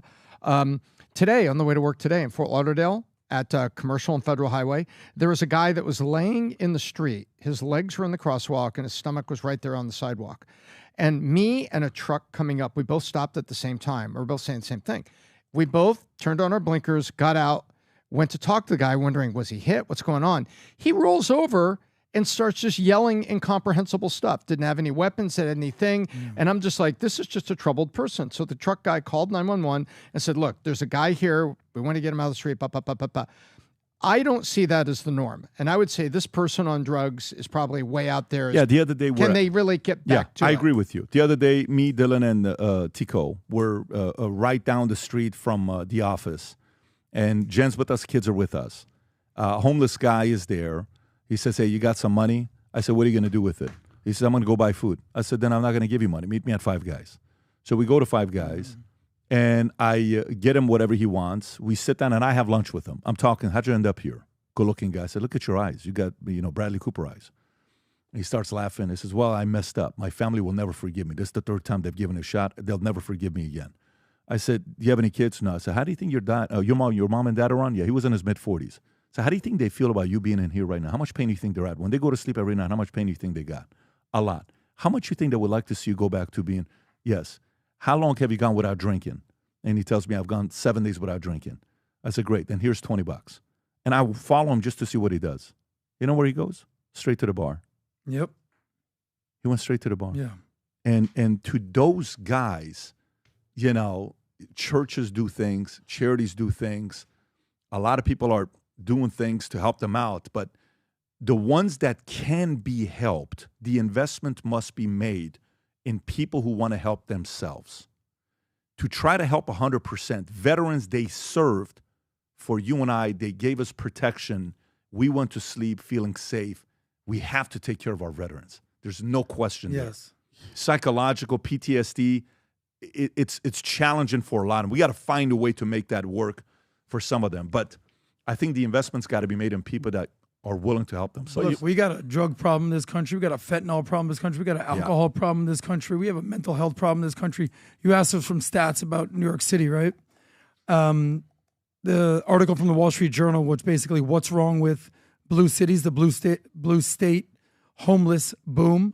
Here's some numbers for you, by the way. New York City's right to shelter policy also encourages migrants to take advantage of government-supported housing, including hotels in Manhattan. Most migrants who can't find work and housing eventually move on. But most of the increase in what HUD calls, quote-unquote, chronic homelessness is owed to mental health and drug abuse, which this report failed to mention, if you can believe it. It is obvious to anyone who walks past any urban homeless encampment, or for what that matter is, any street in certain neighborhoods in Los Angeles or New York City, progressives ignore such clear social ills and instead call for more spending on low-income housing, but such housing-first policies have failed and demonstrated by the rising number of homelessness in progressive states. Throwing money at it is just not something. How much money did Gavin Newsom accidentally misplace? $26 billion. $24 billion, right? The Rob's got it. There it is. Oh my God. Yeah. Who? Well, 24 gone. So clearly, in Oregon, I think they legalized or decriminalized all drugs during COVID. And then this past year, they're like, yeah, we're good. Unlimited needles and bleach kits. We just can't have people. We just can't have drunk alcoholics, drug dealers, people on heroin just walking around in the streets and it being legal. By the way, you know that $24 billion they gave to California, and California's got 180,000 homeless people? Yeah. Do you know if they took that $24 billion and they gave it to each homeless person, they just gave it to them? Yeah. You know how much money it would be? $133,000 a piece. Where do you think that money went to? You think it ended up going there? No, people's pockets. No, and it all Where comes did down. that money go? Nobody knows. Right. You're never going to know. Nobody You're knows. missing not 240,000, No, not 2.4 million, not 24 million, $24 billion. And by the way, Gavin Newsom? You know, words talk, numbers scream, and I'll take a sip of coffee and I'll give you one parting shot. Go ahead, because I want to say something. Tom, what's in that cup? So, supposed to be Tito's and cranberry, but I guess we're out of cranberry. That's my guy. So what you see right now is, I call it the fake statistics of winter. So Chicago, homelessness is dropping in Chicago. Yeah, you want to know why? Has anyone been to Chicago during the winter? It's freezing. Do you know where they're going? They are moving out. They are looking for refuge in other smaller cities and coming south. that is a fact what's going on. But we need to move on. But right now, the stats, lie a lot about it. But I'd love to see HUD stats on chronic homelessness to find out if my guess I just about want more data on this. yes, exactly. I'm so with do you. We're I. on the So same is page. my guess about Hey, 20, 25% Brandon, if we've correct? not done a clip, I think we've done one on homelessness. Maybe put a list that we may do something on this year soon. Go ahead, Benny. Well, let's put the blame of why this jump of 18%, which is absolutely insane. It comes down to the Biden administration. None of us said it. It's them. It's Alejandro Mayorkas. They're talking about what is the border, drugs, inflation, how much more, dude, gangs taking over apartment complexes and kicking those people on the street, which adds to it. Which wasn't fake news. It wasn't fake news, but they tried it. But guys, and why is it that America has this much of a problem? These are American citizens. We care about everybody else in the world. You know why? There's no money in helping the homeless. There's no profit to be made. We have wars on drugs. We have war on terror. We have war on everything. You never know. There's no war on homelessness. It's these people that are here, okay? And it drives me insane that there are citizens, like you said, the guys in the street, Tom. I see that shit all the time. They're all struggling. They all need the help. And then you know what people say? Where are you going to build houses? Okay, we want to help the homeless. Where are you going to build them? George Carlin had that great bit where he goes, you know what? Golf courses. We have 2 million, approximately 2 million acres across the United States, 16,000 golf courses. They're like, we don't have anywhere to build them. To help take half of those freaking pointless ass walking around with your funny ass pants and build low freaking housing and put something. Donald Trump is going to be very upset with you when he hears that. We have to help. There's no, Pat, if you could figure out, they'll never do it. A business Can I ask model. you guys a question? Yeah. I got a question for you. So here's a question for you, Vinny. Yeah. So let me ask you, what's the most you ever drank? Me. In a day? No. This is, when did you get to a point where you felt like, man, I'm in too deep. I don't know how the hell I'm going to get out of that hole of the way I drink. Los Angeles, COVID, Okay. no comedy clubs open. Everything was the most depressing, horrible time. So watch this. Is that the most you ever drank? Yes. Okay. So, for example, like if I used to go to clubs 6 days a week in LA. Damn, PBD. Yeah, the only day I took off was Monday. Every day I was committed. So Tuesdays is the only day I took off. So I used to go to the club 6 days a week. I used to go to Vegas every other week. I was in Vegas. Very loyal, very committed. You helped build the. Well, you know what it Luxor. was? Nobody likes a If quitter. you look at this is my interest. The final product is being homeless. What are the previous 7 steps before you got here? Yeah. And the reason why this is important is because so many times we try to fix this, and what you don't pay attention to is, why don't we minimize and eliminate more people falling into this? We have to be just as proactive of preventing people to become homeless as we are of addressing the existing homeless people. Do you know what I'm saying? Because sometimes you're like, a sales leader talks to a sales team, and you got 5 disgruntled sales guys. And in your mind, all you're thinking about is what? Those 5 disgruntled sales guys. And your mind is consumed with those 5 disgruntled sales guys. You don't think about the other 30 that you have here that are fully committed, that want to improve. You want to make sure they stay ethical before they do something dumb. Mm-hmm. How do we prevent these guys from joining this camp? The more we can go through this process, then you have to find a way to prevent, and then you come for solutions at every category, okay? Whether it is, we don't do enough of selling the nightmare. I think we don't even do enough of a job selling the dream right now. We don't do enough of a job selling the nightmare. What's the nightmare? We don't do enough of a job where I remember how many times if guys were to come out and say how many people I went and picked up from DUI in the middle of the night, I don't know what that number is. It's a massive number. And I did it so many times that I would sit in the car and we're driving, we're talking. It's 3 o'clock in the morning, 4 o'clock in the morning, 2 o'clock in the morning. And I'm like, hey man, can I talk to you? Yes. When's the last time you had a drink? Well, I've been in jail for 12 hours. I haven't had one for 12 hours. So you're sober, yeah. Do you realize what you're about to do to your life? And for 30 minutes, I'm selling the nightmare. Your wife, your kids, your parents, heartbreak, the disappointment when your dad hears about this, the pain in your mom's eyes, 9 months your mother carried you, the challenges they went through, the sacrifices they made, the number of soccer practices they drove you when you're going on these travel teams, the amount of baseball things they did for you, the amount of things they bought for you, When they couldn't afford to buy you a video game on Christmas, they bought it on debt, and he was working 2 different jobs. You realize how much pain you're bringing to these guys. You realize that. You think God put you here to do this right now. And I would go into selling the nightmare of you're about to lose it all if you do this. And when you're in it, sometimes you're so around other people that are also doing this, and then it's done. And I'm like, look, if you go the way you're going right now, your wife's probably going to leave you. You're probably not going to see your kids a lot. You're going to go through challenging times. And the hardest years of your life are ahead of you. Or you can stop the decision now. Let's go to AA meeting together tomorrow. Let's go see some of these guys here. Let's find a partner or buddy for you that you can go to. And then 6 months from now, 3 months from now, this could be the beginning of the greatest years of your life.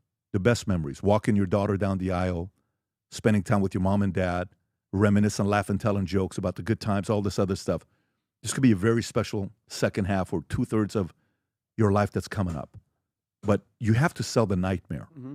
I think on this cycle, like one time I was with Antoine Walker. I don't know if you remember Antoine Walker. Of course, the Boston basketball player. Celtics, He lost right? $100 million. He lost $120 million. That's how much he got paid. Can you put Antoine Walker total contract? Oh, I remember him. Total paying, like career. Celtics, and then he won with the Heat. Career earnings right there, yeah. $108 million. Okay. Cars, by the way, it's all houses, gone. It is all gone. Where is he at? How this NBA All-Star made and lost $100 million of fortune. Yeah. So we're sitting at a cigar lounge in Chicago, and we're sitting there talking. Morgan Stanley. Can you type in Antoine Walker Morgan Stanley? I just type in Antoine Walker Morgan Stanley. I believe it's Morgan Stanley. This was 7 years ago. I may be wrong. No, you're right. Okay, Antoine Walker, former NBA All-Star, decides, this was 9 years ago, has worked with Morgan Stanley Global Sports and Entertainment Division since 2015 to educate young athletes about financial risk. He's telling me how he sits with professional players to tell them how they lost all the money. Remember Mark Rippon from Washington Redskins, the Super Bowl champion that beat the Bills? Yeah, he went to Washington State University, came out. Yes. Ripien, R-Y. Career earnings of him, I think, was $41 million. If you can type in, he was those career earnings, 37 or $41 million, some number like that, I remember. What was it? Anyways, he also made a lot of money. Didn't he end up selling a Super Bowl ring or something? He won a Super Bowl. But the point is, man, like Antoine Walker went and sat down with kids that are about to go into the NBA, NFL, and say, don't waste your money. He sold the nightmare that everybody's going to come knocking and wanting to do stuff. It breaks my heart when I see people going through it. It's very painful when you see them going through telling the story. But we got to prevent the next 10 million of getting into the system. That picture that you wrote with the homeless thing. Float. Where's that thing, by the way? I don't know where it is. I wrote it. But by the way, I say this all the time. I say, for the average person, you have parents, you have friends, you have classmates, you have family. How do you get to being homeless? Imagine the bad decisions that you make. Like most people, hey man, I'm really struggling right now. Hey bro, you can crash with me. Hey mom, dad. Imagine how many bridges you have to burn and how many poor decisions you have to make for someone to be like, dude, I can't help you anymore. Good luck out there. Everyone wants to say, well, how are we going to help the homeless? How are we going to help these people? Look at Antoine Walker. You kind of got to help yourself. This is why they call it personal responsibility and self-development and personal finance and personal agency and self-reliance and self-esteem because it's on you. At the end of the day, if you're the one drinking and getting effed up and doing the DUIs and not listening. It is. You're going to be the. It is, but at the same time, in life, when you read the Kennedy and the Bush's family structure, what they had, they both said, first go make your money, protect your family, then find a way to go into public service, whether it's church, politics, or charity. We can help a lot of these guys not get there. Some of us have to play the example of playing the role before. You see somebody before they're about to screw up. We need to have that conversation with them. Listen, it's so funny. Today is what? December 31st. Guess what's going to happen tonight? Rob, can you pull up the number one day in America for DUIs? Look at this. The number one day in America in DUIs. Number one day in America for DUIs. Okay? What is it? New Year's Day. You know why it's New Year's Day? It's really New Year's Eve. Exactly. So you know what by the way, you know what I used to do with the sales organization? For 15 years, you know what I did? People that think this is crazy. I had a young sales team. So every January 1st, I had a sales meeting at 8 a.m. You know what would happen? You know how many DUIs we would prevent? They would show up drunk. They probably would in the show up meeting. so pissed off because who the hell puts it? Like, look, not mandatory, but I'm doing it. I'm going to be there. Come there if you're committed for New Year 2025. So if some of you guys are watching it tonight, you're planning on doing something, and you're like, well, I'm going to go out, Pat. What am I going to? Don't take your car. Don't go Uber. And if you can, limit your amount of drinks. And if you can even go without drinking tonight, for you to make a decision for yourself in 2025. Vinny, you've gone how long almost at this point? 19 months? As of right now. I think you're at 18 and a half months. I am at 1 year, 6 months, and 30 days. Amazing. Yeah, Not, 19 I'm months. never going to go back. It's awesome. 19 months. Yep. But If you can go tonight without it, test yourself and do it. Kudos to Vinny because he just said 4 years ago he was drinking more than any time in his life. Yeah. And It now was he's bad. not. But at the end of the day, it comes down to the choices you make. We destroy all your are the life. product of the decisions that we I make. agree. I agree. So if you're going to make poor decisions and do DUIs, I'm sorry, brother. Yeah. All right, That's on you. Let's go to the next one. So this is a community that maybe has been having one too many drinks. The late night comedy spent shows 2024 bashing Trump as viewership continues to crash. Vinny, I'm coming to you on this one here, so get your data ready. Rob, I think you got a video on this. Late night comedy hosts like Stephen Colbert, Jimmy Kimmel focus heavily on Trump in 2024 with, ready, 98% of the 1,463 election-related jokes targeting who? Donald Trump, according to Media Research Center, MRC. Colbert CBS show averages 2.6 million views in 2023-2024 season, a drop, you ready, from what? 3.8 million.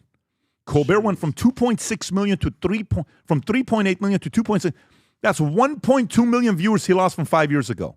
And Kimmel, ABC, is at 1.3 million viewers in the third quarter. Unbelievable, 1.3 million. That's the Leno versus Letterman, and that's at 1.3 million. I can think of 40 podcasts that do better numbers than that, 1.37 million. Both Colbert and Kimmel had emotional reactions to Trump's decisive victory, with Kimmel reportedly holding back tears on his first broadcast after the election. Meanwhile, polls indicate dwindling public interest in celebrity political opinions, with 75% of voters saying endorsements made no difference or not much of a difference on their votes. According to Rasmussen, only 12% of independent supporting celebrities sharing political views per an AP NORC poll. Rob, is this a clip? I just have a clip of Jimmy Kimmel as well as a clip of Stephen Colbert, just a good example of their jokes about Trump. Go for it.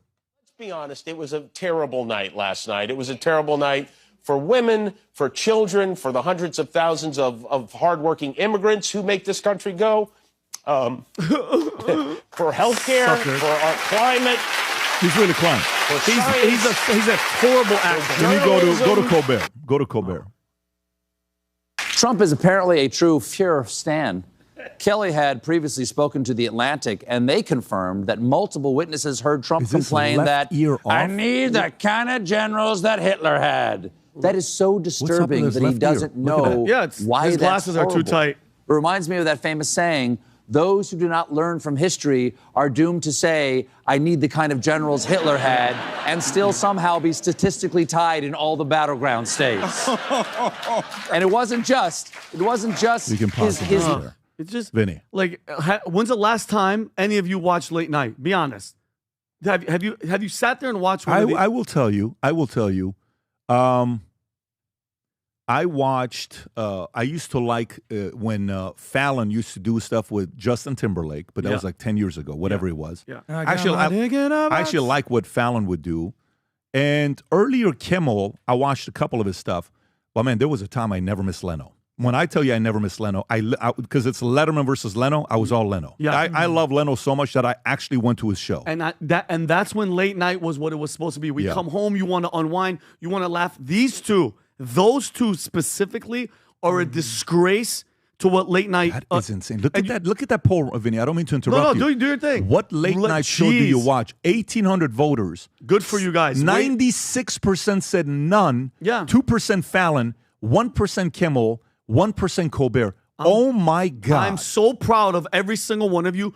Good for you. Don't give them any energy because it's not comedy. It's propaganda. They're all getting paid to do what they're doing. They're not about making people laugh anymore. It's just an agenda. I'm sick and tired of it. Let's just talk about these people. Jimmy Kimmel, who is one of the most unfunniest people on the planet. He's labeled as a stand-up comedian. Who has ever watched Jimmy Kimmel? Have any of you guys seen his special? Anybody? Seen him, no. Anybody? He's not. And he wants to cry about Trump and women. He was on the Man Show. And Rob, I've posted clips of him being disgusting and perverted with women. And he wants to sit here and judge. He did blackface Karl Malone. He did blackface. He Hey, did y'all, Karl Malone here. Look at this. That race. Look at that. Look at that. Who does that? He did videos basically like harassing women. And, Yeah.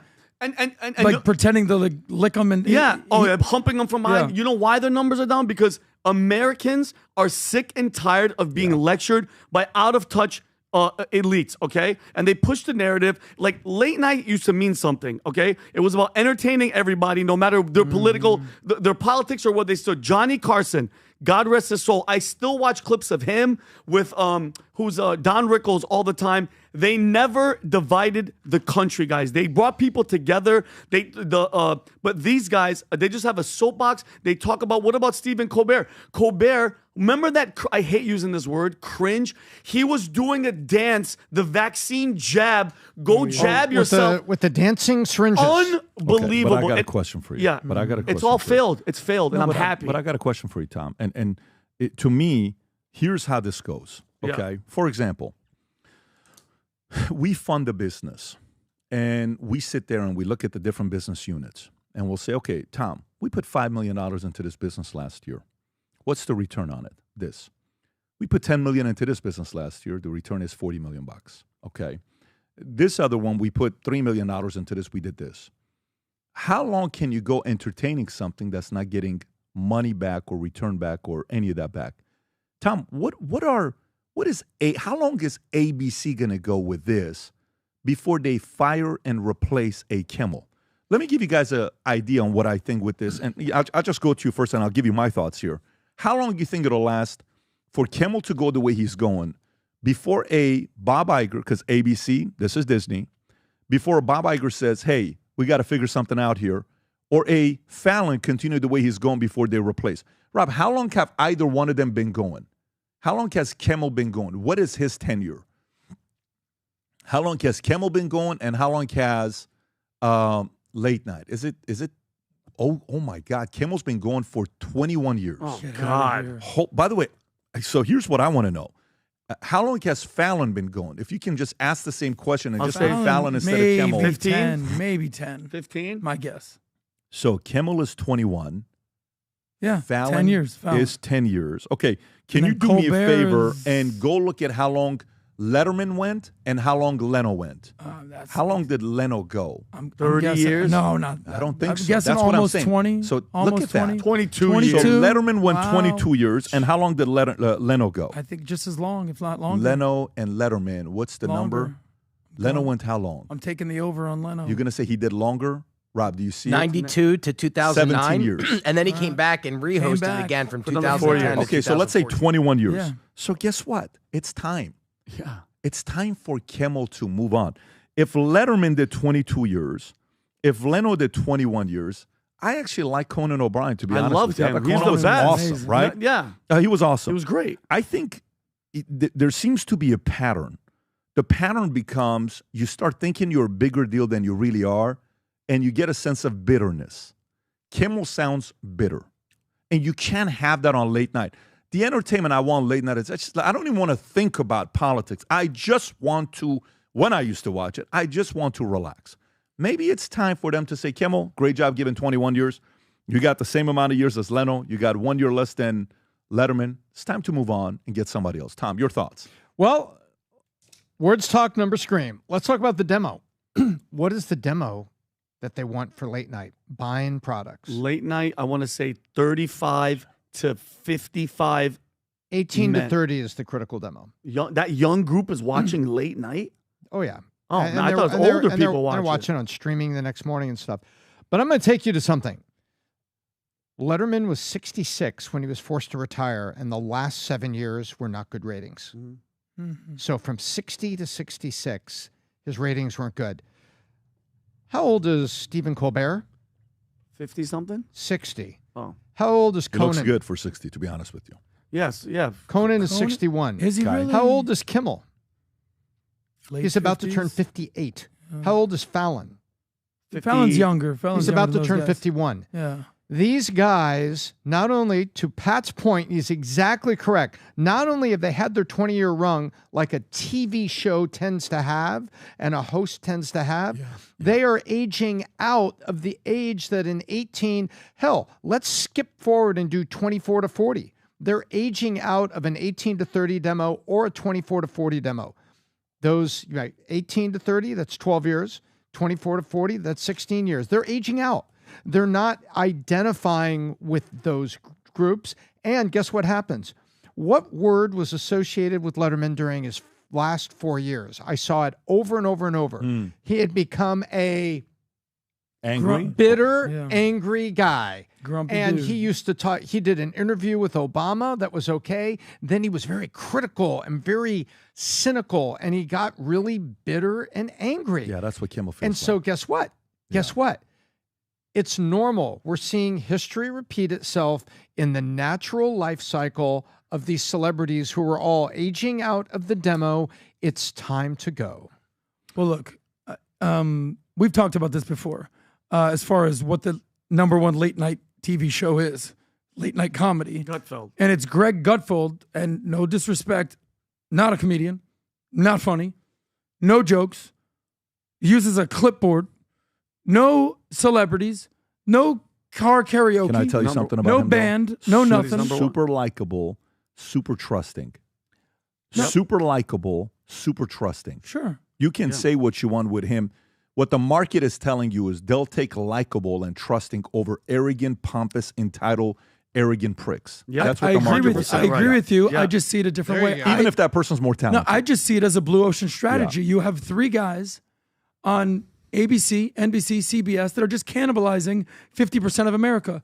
When Greg Gutfeld says, okay, I'll take the other 50%.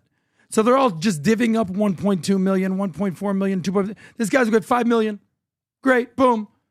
He just has Cyrus to Tyrus. He's got Kat Timpf. He doesn't have Justin Bieber. He doesn't have Kim Kardashian. He's just the one guy on the right where you have three guys that are doing on the left. But there's more to it because we're talking about late night. What's the third word? Comedy. Yeah.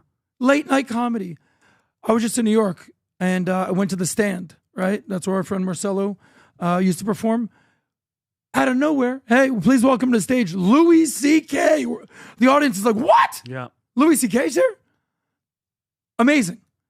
The headliner was a guy called Aaron Berg. Incredible. What's the key to comedy, though, Vinny? You know, not being obvious. Didn't see it coming. Why is Andrew Schultz so good? He does that whole joke about, ladies, free the nipple. I want to work too. He's like, are you guys feminists or F boys, right? And it's just an amazing joke. But when you have misdirection and you take risks and people don't see it coming and you just do callbacks, that's where growth comes. Oh my God, I didn't see it coming. These guys, everything is obvious. Everything is canned. PBD, what was the number you said that they said about Trump? 98%. 98? Yeah. You see it coming. It's a one-sided, obvious agenda.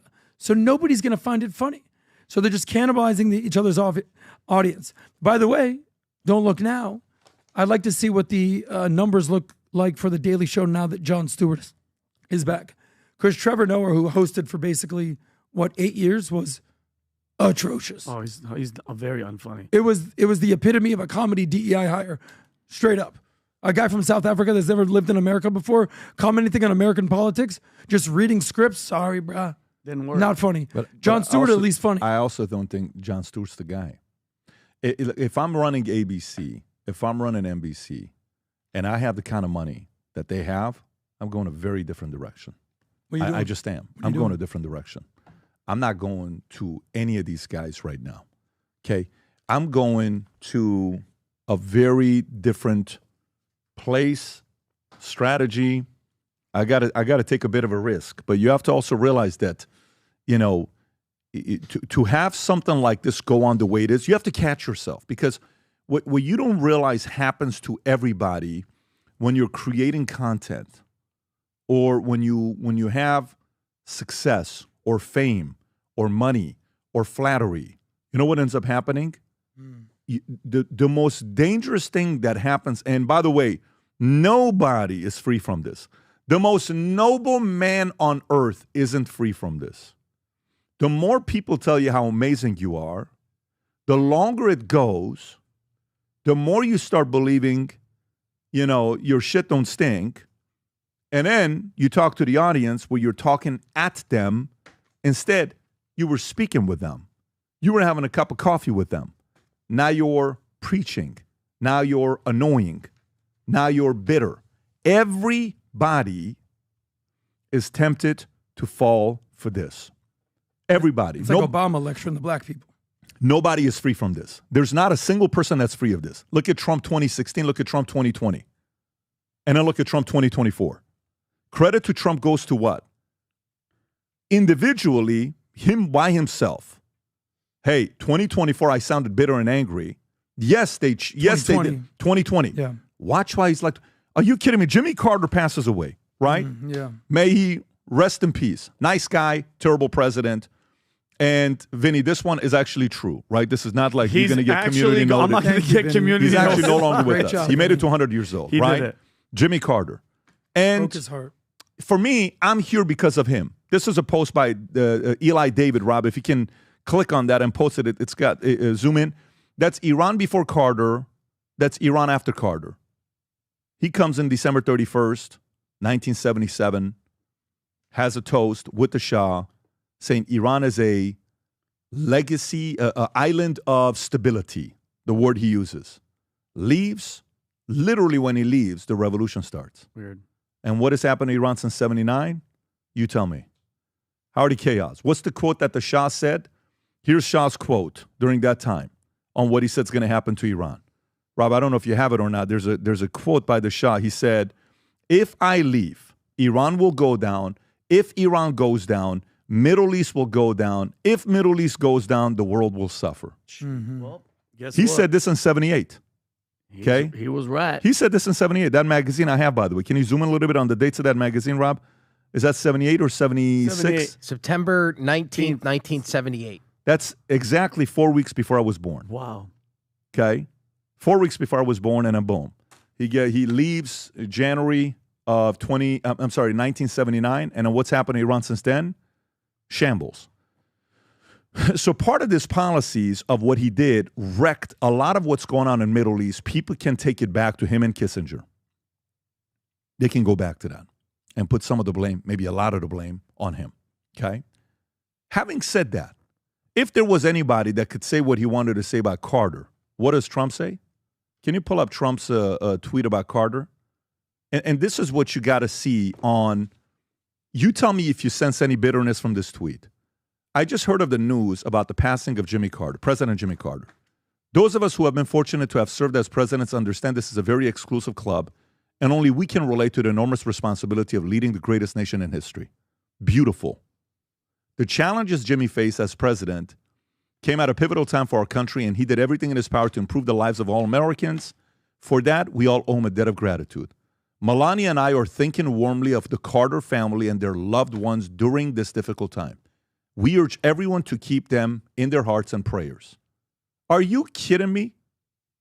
Phenomenal. Oh, sweet. You know, if phenomenal. What is the likelihood that the mainstream media was actually going to post that tweet? But the point I'm trying to make to you is, this is the part that if Trump can adjust at 78 years old, and these other young guys, compared to Trump, they're in their 50s and 60, 61 years old.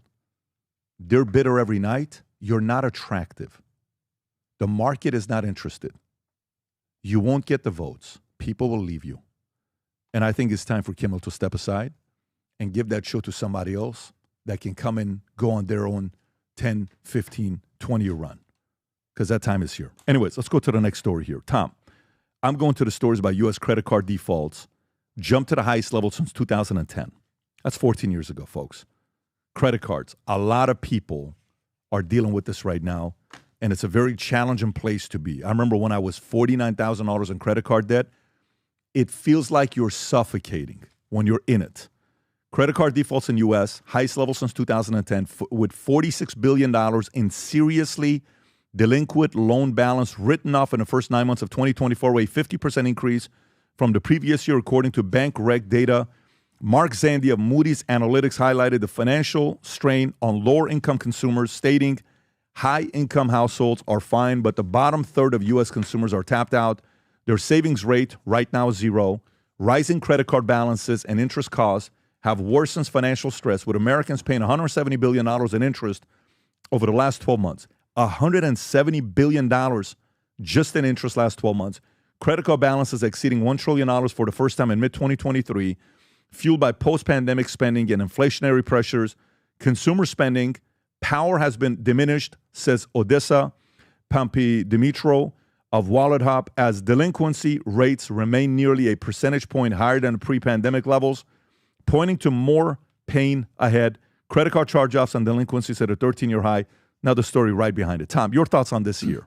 Well, we've been talking about this. Remember, a year ago, we said that the credit cards had gone way down with stimulus checks and a lack of spending because you couldn't go out outside. You weren't going outside. You weren't traveling. You weren't going to restaurants. So discretionary spending on those sorts of things, travel, amusement parks, movies, outdoor leisure, and going out to eat were off. So people weren't spending on that. And they got stimulus checks. Remember, the credit card balance went down to like 500 billion, I think it was. But then all of a sudden, it was time to go back out and play. And what did we do? We ran those credit cards up. And it was earlier this year that we covered on this podcast when the mainstream media wouldn't talk about it because they didn't want to say anything embarrassing to the Biden administration, where credit cards went to $1 trillion. And we called it.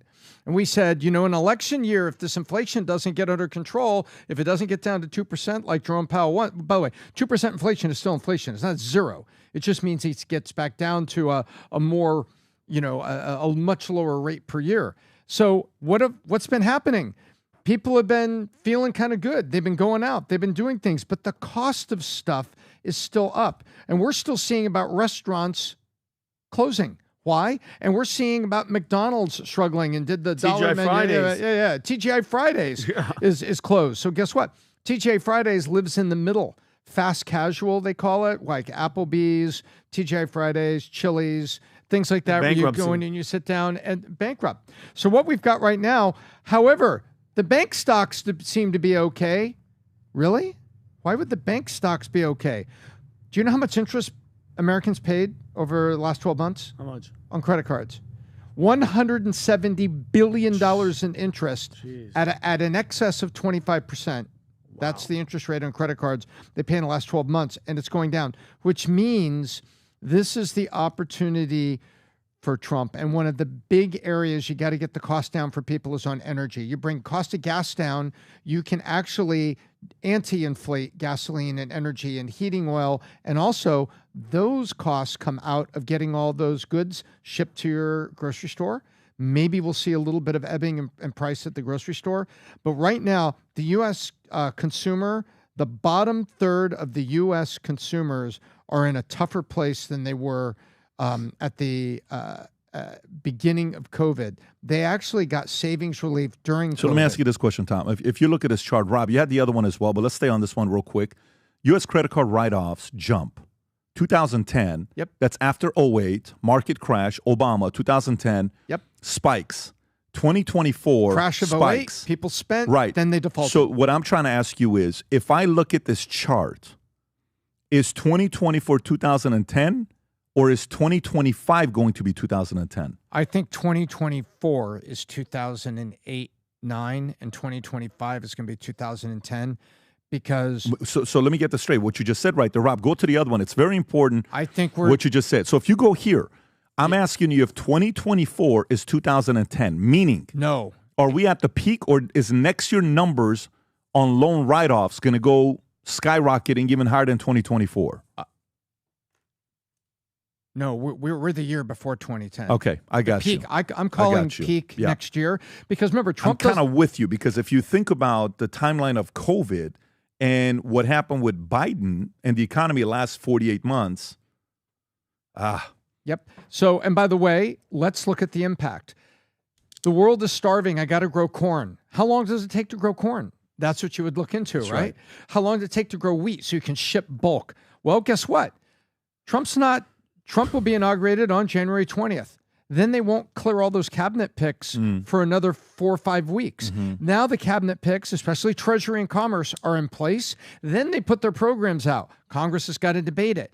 You're probably talking the middle of Q2, getting into May, June, before, you know what I mean, Pat? Before the corn grows, meaning all of the programs from the new cabinet can start having a dramatic impact on the U.S. worker. So what we're seeing here, this is a leading indicator of more pain to come on credit card delinquencies.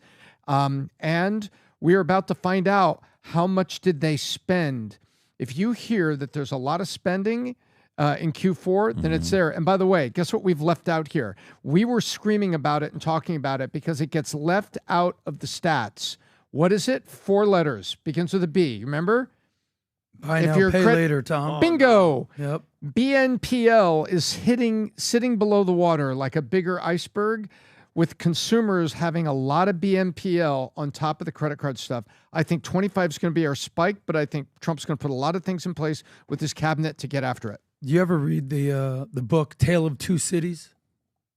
It was the best of times. It was the best of times. It was the worst of times. It was a season of discontent. That's what's going on in America today. So what's happening is, just as people are struggling, inflation, interest rates, we see what's going on in the economy. It's the economy, stupid. Credit card debt, delinquencies hit 13-year high. Juxtapose that with, Rob, what I sent you. If you're an investor, if you're playing the Wall Street game versus the Main Street game, the stock market is on pace to have the best 2-year run in the last 25 years. Rob, if you want to use the title of that article. Stocks on pace for the best 2 years. So if you're holding assets, if you own real estate, if you own stocks, your 401k, your index fund, your crypto account, your Bitcoin, you just hit 100,000. We know what's going on with that. So people are getting richer and the poor are getting poor. Pat, we learned a term during COVID called the K-shaped economy. You did a whole thing about money flows to where? The top. So people get richer during COVID because people got stimulus checks. What did they all do with their stimulus checks? Who quickly became the richest man in the world during COVID? Do you remember his name?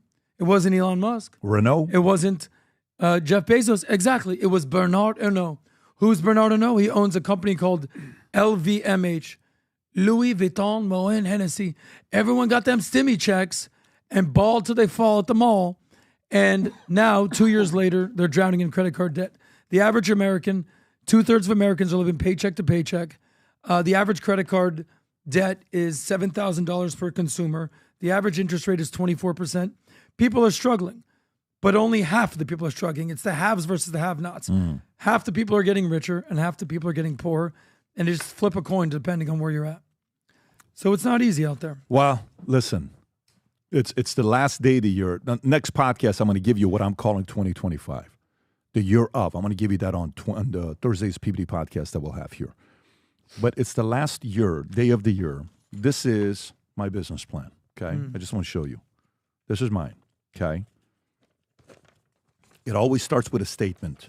Then after the statement, it goes to what predictions was made for 2024, what became a reality, biggest decisions made, biggest victories, setbacks, affirmations, areas of improvement.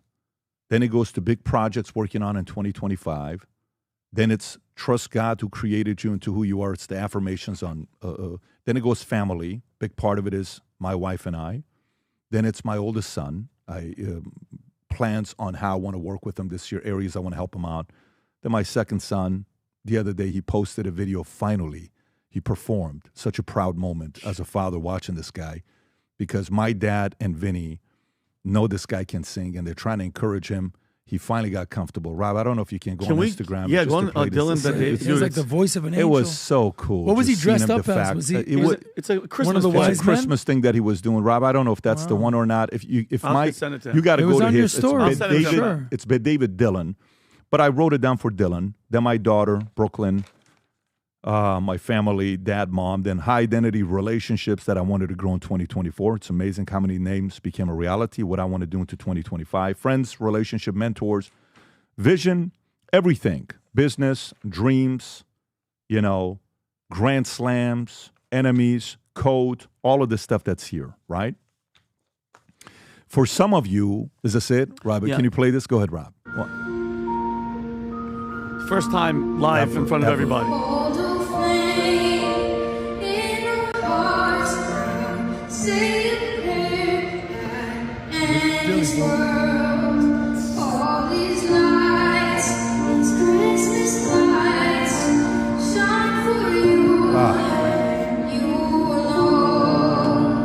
That's our Dilly boy. Oh my God. So this weekend he dominated his soccer tournament practice. No, he went to practice. It was a practice, but he said, and then he did the singing thing. So the kid's a trifecta. Well, listen, let me just say this part. Let me just say this part. Let him finish that. The only point I'm trying to make to you, folks, 2002, December 31st, I'm in Universal Studios, City Walk. My friend and I go get an In-N-Out burger, and we got water with lemon and sweet and low. That's how you make cheap lemonade. We're in the car. We're both 200 pounds, so we can both eat. We're both 220 plus. Cut it in half. I take a bite. He takes a bite. Ryan Seacrest is doing the countdown. While he's doing the countdown, 10, 9, 8, 7, 6, 5, 4, 3, 2, 1, there is no excitement at all. It's 12:01. Cars parked like this. Do we go to Saddle Ranch or do we not go to Saddle Ranch? That's what we're debating. Which is the bar in LA. The bar to go and do all that stuff. So we're there. And I'm thinking to myself, there is nothing to look forward to about 2003. Nothing. I have nothing to look forward to. We go walk around, get back in the car. I said, I'm going home. Go back home, go to the office first thing in the morning. Dropped so many habits. Told my friends I'm not going to the clubs anymore. I'm not going to party anymore. I was done. And the obsession became about creating new habits. I was in so much debt. I was in a relationship I couldn't afford to take the girl out to freaking McDonald's. That's how broke I was. I had no money. So we'd go to Blockbuster to come and home watch movies because I don't have money to go to the movies. Costs $40 every time we go out. This is your moment. For you, tonight, yesterday I went late at night to Barnes & Noble. We're the last guys at Barnes & Noble. We bought 50 magazines. I bought the Michael stuff and all the what do you call it, the sticker and all the stuff. I'm invited to a nice party tonight, New Year's Eve. It's a party that's a $100,000 ticket party by a guy that you guys know that I'm invited to the party. Tom knows what party it is. We talked about it. I'm not going to the party. I told the guy, I said, listen, thank you for the invitation. I appreciate you. We do our annual vision board with the kids. Trust me, I'd like to go there because I want to be around some of those guys. But there's nobody I want to be more around than my 4 little ones and my family tonight to write out the vision board for 2025. There's something very exciting when you sit there and change habits and you work on yourself and the people around you. You improve. Everybody is the beneficiary of you making better choices for yourself. And all these conversations we're having, homelessness, debt, politics, division, divisiveness, who we see as villains, who we demonize, spirit of envy can destroy you because if you can't celebrate other people's successes, deep down inside, you're envious of it. It can't happen for you. Envy just shuts down the dream machine for you. If you're upset about somebody else winning, like when any of the guys we compete with, they get a big contract, I'm so happy for them. I'm like, freaking awesome. It's exciting.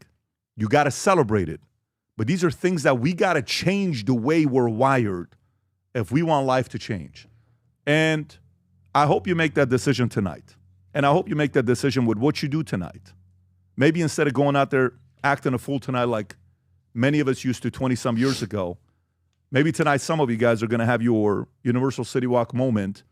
And for some of you, money's not the issue. You just got to work on being a better father, better husband, better man. Maybe for you, it's just about you don't have a wife, you don't have a husband, you want to build a family. Where are you looking for them? Where are you at? Who are you talking to? What things are you doing? The best service we used to go to every year was Christmas Eve. No service like it.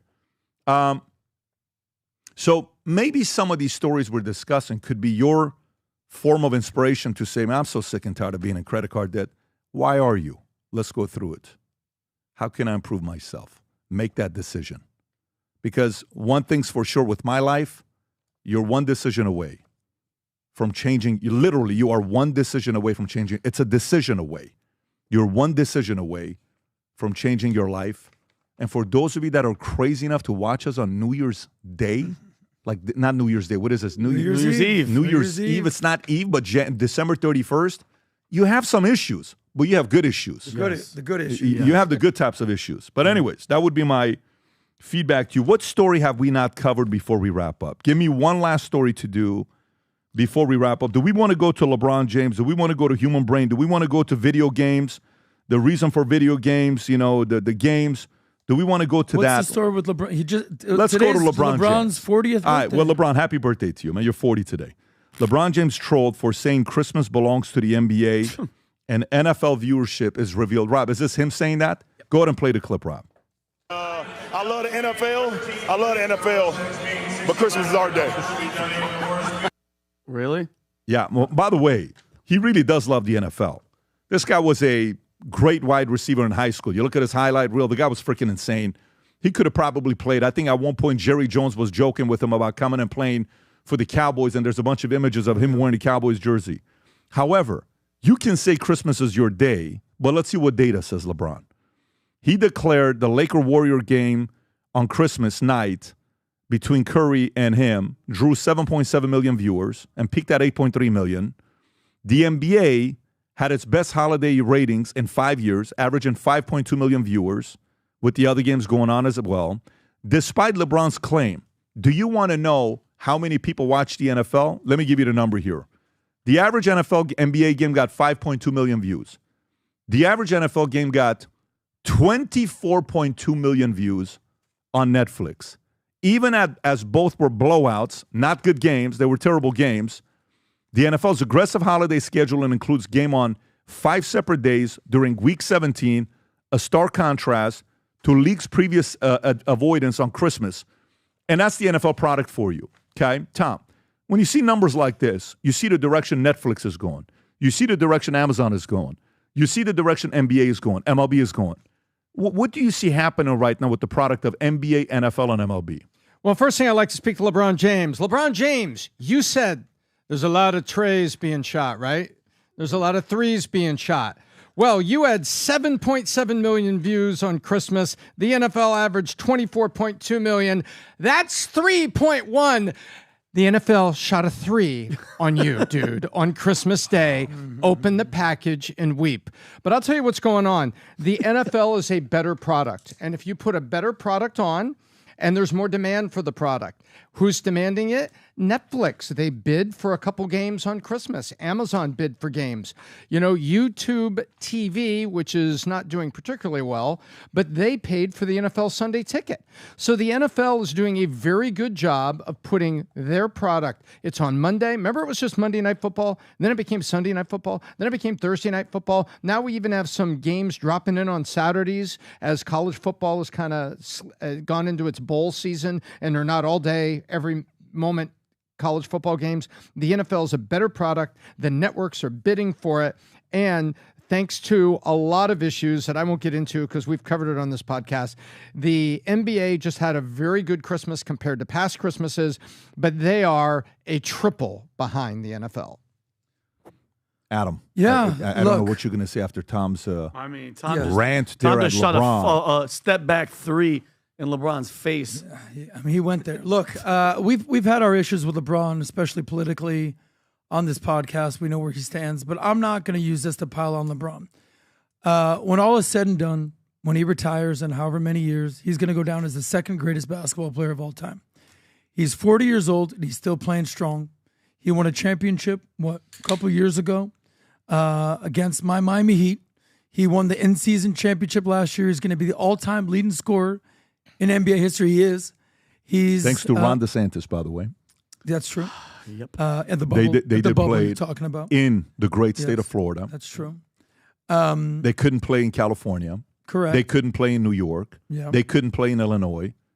but the great governor Ron DeSantis created a community and a platform where the NBA, who was super left BLM everywhere, said you can come and host your playoffs in Florida.